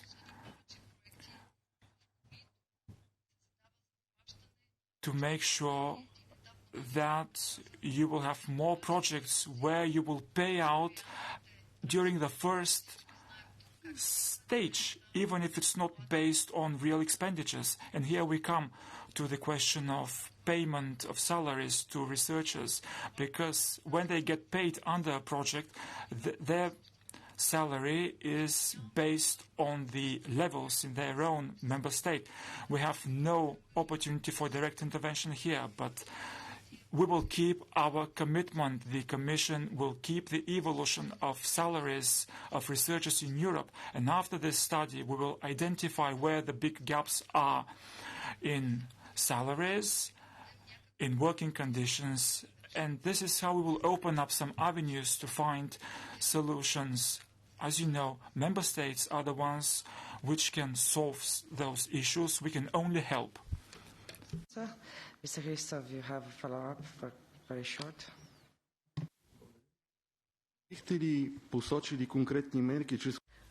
Would you mention concrete measures to support the development of European researchers so that we can stop the brain drain. We said that there is not enough money very often. We do not want them to move between member states or to leave the European Union and go to the United States instead. Do you have any strategy for the universities? Currently, there are more Bulgarian students who study abroad than in Bulgaria, and this is probably going to create the so-called educational ghettos in certain parts of the continent. Well, actually, I have been able to state this already. We would like to monitor and see what happens with the Marie Sklodowska-Curie grants. We see that actually many students decide to use a grant and then go back to their home country. I'm not sure that payment is the only factor. We would like to think of some kind of a grant that makes it possible for a scientist to return to their home country having worked abroad. But it's quite important to follow developments, as you say, because differences are not only down to payment, there are differences in terms of conditions and procedures that make it possible for people to grow even hierarchically. We're all talking about transparency here, so it's quite important to work on the levels of payment, on cooperation, on transparency.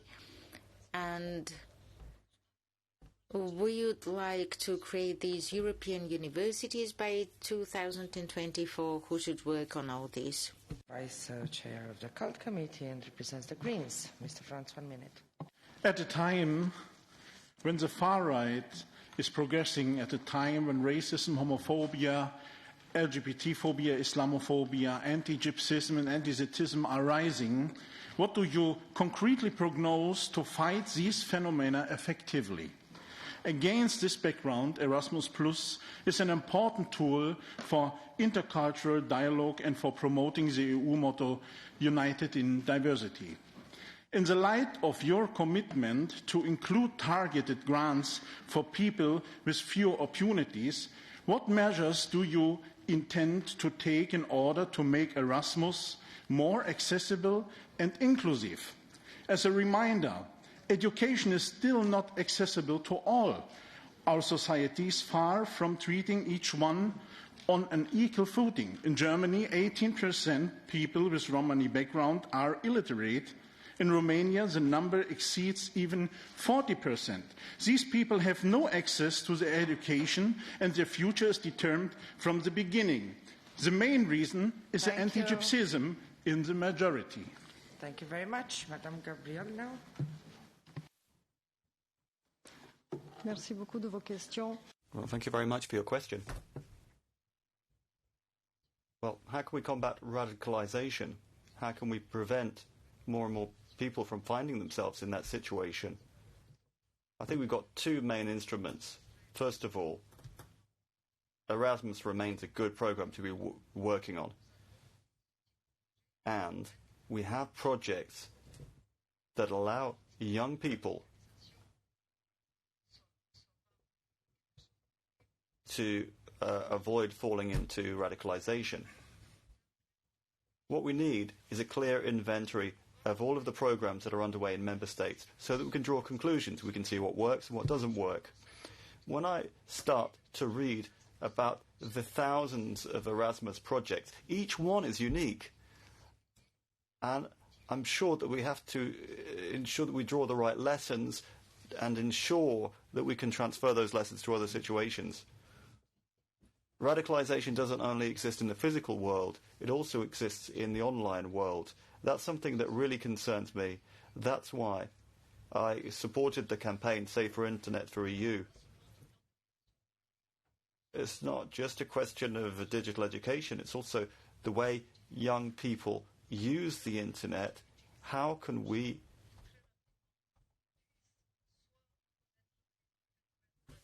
ensure that they don't encounter radicalization, and how can they move towards some kind of healthier lifestyle.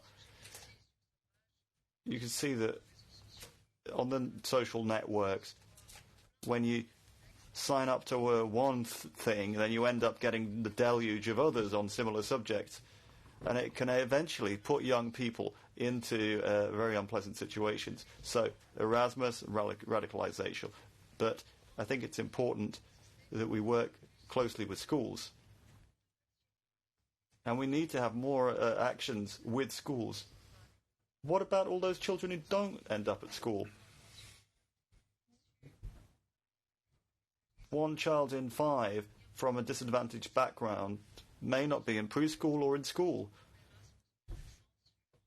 I'd like to see Erasmus looking at informal levels, small organizations, local authorities, to see how we can try and create some very different projects. A follow-up, very shortly, Mr. Franz. On the European level, we have to be proactive. What is your opinion towards an EU education fund which targets all people affected by racism and anti-Gypsyism who have no access to the EU funds? Would you advocate for such a fund? Just to emphasize, children are not integrated into the school system because of anti-Gypsyism, not because they do not want to integrate. Thank you. Madame Gabriel. Si on entend l'intitulé sous la sorte. Well, it all sounds very nice, but before we move forward, we have to look at what we have available to us already. What are we going to do with the new funds? But it's also a question of what have we done with the money that we had available to us under the current funding period. We need to look at the money that's available, how has it been spent in the past, so that we can then start to look forward to see how we can change certain rules, how can we improve inclusivity and make it central to the whole programme. How can we give more space to what I said at the beginning, thinking out of the box. Nobody should be excluded, but sometimes we need to also think about how we can get results in response to a number of challenges. Now, Madame Joveva, she is a member of Renew from Cult Committee. Thank you, Chair. Dobro večer, dobre došli i благодаря на вашите odgovori do momenta. I will speak in my native. Thank you for answers so far. You in yours. V pisnih odgovorih ste, spoštovana kandidatka. In your written replies, Commissioner Designate, you mentioned that you wish to support member states in their better coordination of investments in the so-called knowledge triangle, research, innovation, education, and also in providing for funding to scientists to try and resolve the challenges we're up against. Could you please explain how you intend to support member states in doing so? Specifically, how do you intend to provide for the connection between the knowledge triangle on the one hand and the necessary infrastructure on the other?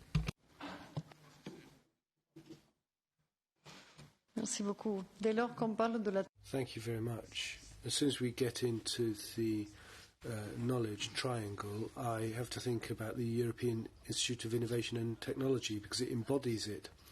But I think it's also a question of looking at the different innovation and communication communities to see what they've done.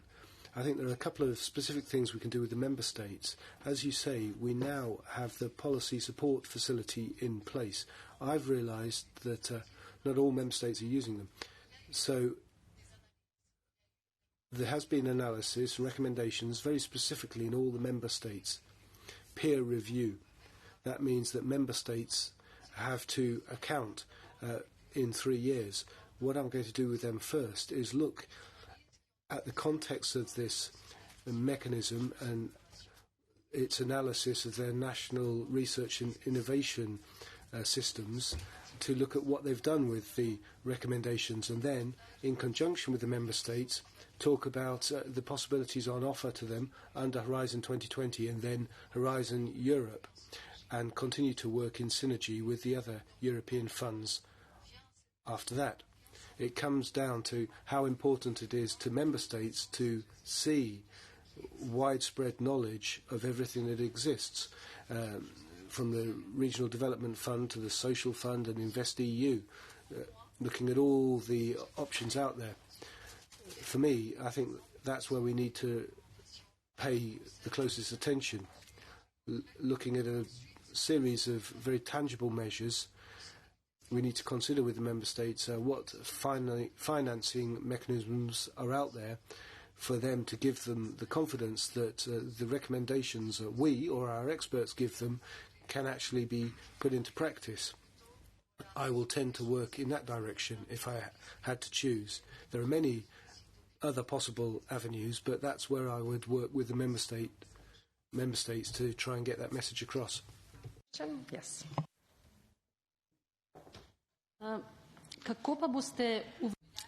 Thank you. How do you intend to implement this connection between research, education and innovation and other policies of the EU in this transition towards a climate neutral and just society? Déjà, nous avons un énorme défi devant nous, en effet. We've got a number of challenges ahead of us. Education, innovation and research must be seen together. That's one of them. That's not yet the case, and I really think that this portfolio is a genuine opportunity here. You just need to look at how we must revitalise the European research area, and that will immediately throw up synergies with education. It's not always easy. Within the Commission, doing our work there, we often realise that more work needs to be done, and I regret the fact that, well, I'm happy that we have a knowledge strategy that brings together research, innovation and education, but I think we really need to get down to hard work now and fill it with content. And then, as I said, under the Horizon 2020 programme, there are ways of ensuring that research serves innovation and innovation serves research. I've already given the example of the European Innovation Council, but also look at the accelerator.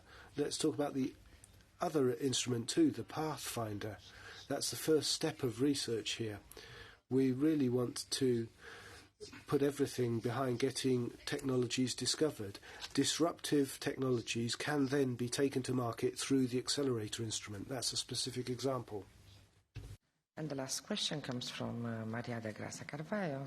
She's our Vice Coordinator in EPP for ITRE. Please, Mariya. Thank you very much, Chair, and Commissioner-designate Mariya Gabriel, welcome. I want to talk about industrial leadership, and I'll start the statement and after the questions.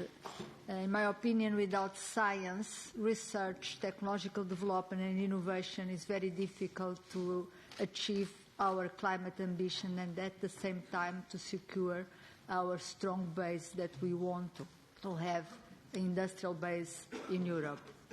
Any industrial strategy needs to have at its core science and innovation policy and an ecosystem that makes the stakeholders to invest in different sectors, from automotive to aerospace, food, to chemicals or creative industries. My questions are the following. What are your concrete proposals in your policy and in Horizon Europe that will contribute for this strong industrial bases in Europe? And what you see the role of disruptive innovation and the EIC working together with the IT to contribute to this role? Thank you very much. Madame Gabriel. Merci beaucoup. Thank you very much for your questions. Indeed, as we've stated, Europe's ability to assume leadership relies on our industry. But if we want to use that as our angle of attack, we need to invest, and above all, we need to invest strategically in those areas where we'll be able to see some real European added value. Now, since you focused on industry, let me spell out immediately that there is a direct link, increased cooperation in view with Ms. Goulart and Ms. Vestager. We've set a goal for ourselves to work out a new European industrial strategy. I think the important thing would be to grasp that without research and innovation, we will not really manage to bring about intelligent investments and ensure that transnational integration of our industrial assets can be put to best use in the new context. You've mentioned climate change goals and industrial leadership. Those are priorities. I will work to ensure that the projects we've already undertaken under Horizon 2020 can, within the confines of Horizon Europe, provide innovation with our European added value, and above all, we hope that they can contribute to the major social goals of the digital transition and gearing up to climate change. I think of our hydrogen project and all the other projects which even now, within the EDF flagships, are providing things that we need to capitalise on and make the most of our investment. So I'm going to be looking very carefully within our new strategy for industry to make sure that research and innovation allows Europe to invest its money wisely, so that we will be on the leading edge of the new wave of innovation. Mrs. Carvalho. Commissioner Designate, we will support you to deliver an ambitious, well-funded, simple and open Horizon Europe. However, there is still something that we have not achieved to do it quite well in Horizon 2020, and we want to improve for Horizon Europe. And I would like to ask you, how do you see it? We need to link better the frontier research with the rest all across Horizon Europe. In every part in Horizon Europe, we need to have also frontier research feeding to the more applications, being, for example, in the public-private partnerships, they also be linked to the frontier research. You have mentioned hydrogen, we have mentioned the clean sky, and many others. How do you see that we can do this better link between ERC and the rest of the program and the more applied parts of the Horizon Europe? Thank you very much, and I wish you all the best. Thank you very much. Now, Madame Gabriel. Oui. Vous soulignez à juste titre ce défi. Yes, you're quite right to underscore that challenge. I do see possibilities here. The first pillar for Europe is devoted to scientific excellence. It's not just the European Research Council. There are also the Curie programs. Why not envisage pillar 2? Why not have them as part of INO's current work, where they seek to raise people's awareness, build up the skill base, and have a proper ecosystem? You can't have a good ecosystem without researchers. So we have a possibility here to make a significant contribution to research. And research can help us fight cancer. They can help us on the climate and with digitalization. The important thing, as far as I'm concerned, is to work together closely with the research community so that they too can be more proactive in taking part. That's the commitment I would be entering into too. When the Commission issues a communication on the European research area in the second half of next year, these principles that were already in the process of spelling out are ones that I want us to push forward with. Concludes our 25 questions. Thank you very much for those. very interesting questions. I would say very interesting exchange of views. And now, Commissioner designated, I apologize while I had to cut some of your answers to very interesting questions. But now you have the opportunity to make up to 5 minutes statement at the end of this hearing, and you can include also ideas on which maybe you were not able to answer wholly. So you have the floor now for 5 minutes. Thank you. Merci, Madame la Présidente. Thank you very much, Madam Chair, members. First of all, I would just like to thank you for this exchange of views. It's allowed me to take the pulse of your expectations and your sensitivities. It's allowed us to start a dialogue that I think is just going to be the first step in a very long partnership. I'm pleased to see that this has started in an atmosphere of openness and honesty. There are a number of points that keep coming back. Among those, the first message is that we have to understand that my job title, it covers everything. Youth, education, research, etc. There are also other important subjects: budget, widening, partnerships, missions. What I want to try and do is to pass on the message to you is that we don't have any time to waste. All of these subjects will be dealt with in line with the commitments that I have taken before you.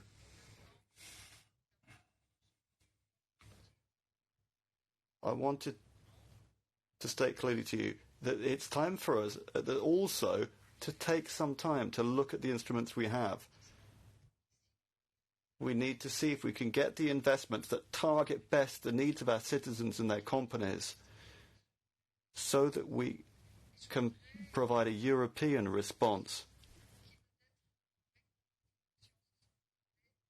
When you heard my introductory words, some of you were probably thinking to yourselves, are the challenges that I've listed in line with the priorities?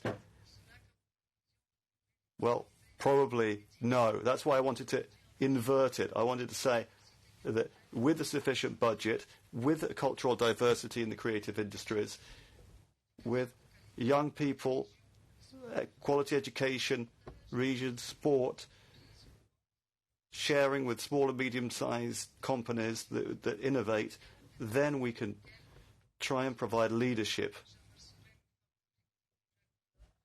I'm thinking of what Jacques Delors said: solidarity, competitiveness.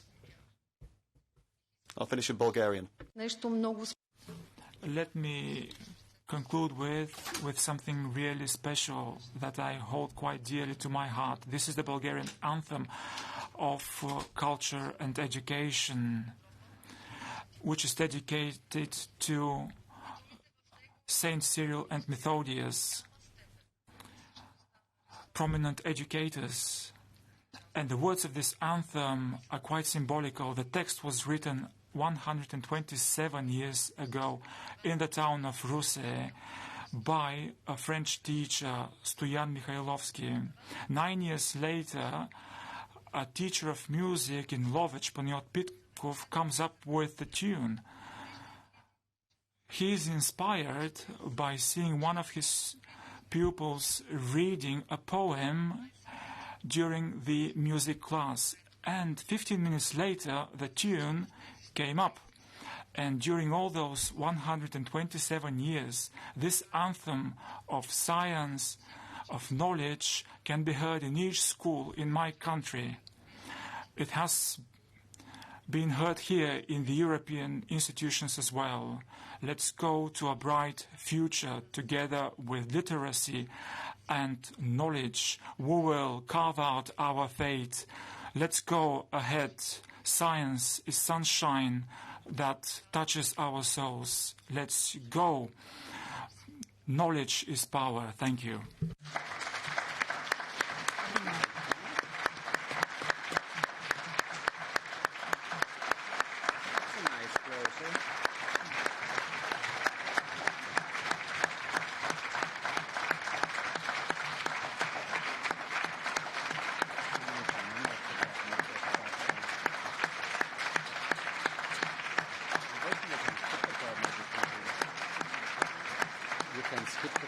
proceed. Well, thank you very much, Madam Gabriel. Thank you very much to both committees present here. Very interesting, it's fair to say, a very interesting exchange of views. Quite a marathon. It took a lot of time, and it was very efficient and very vivid in the same time, covering a lot of ideas and going through all the portfolio of innovation and use.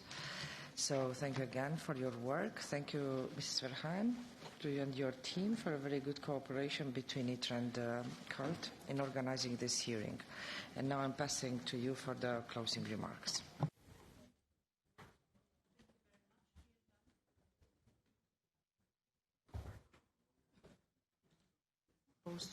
Yeah, now. Vielen Dank. Thank you very much, Mrs. Valian. I'd like to endorse your remarks completely. I'd like to thank the members of the committee for their questions and to Commissioner Designate Mrs. Gabriel, thank you for your answers. It was, as expected, a very interesting discussion.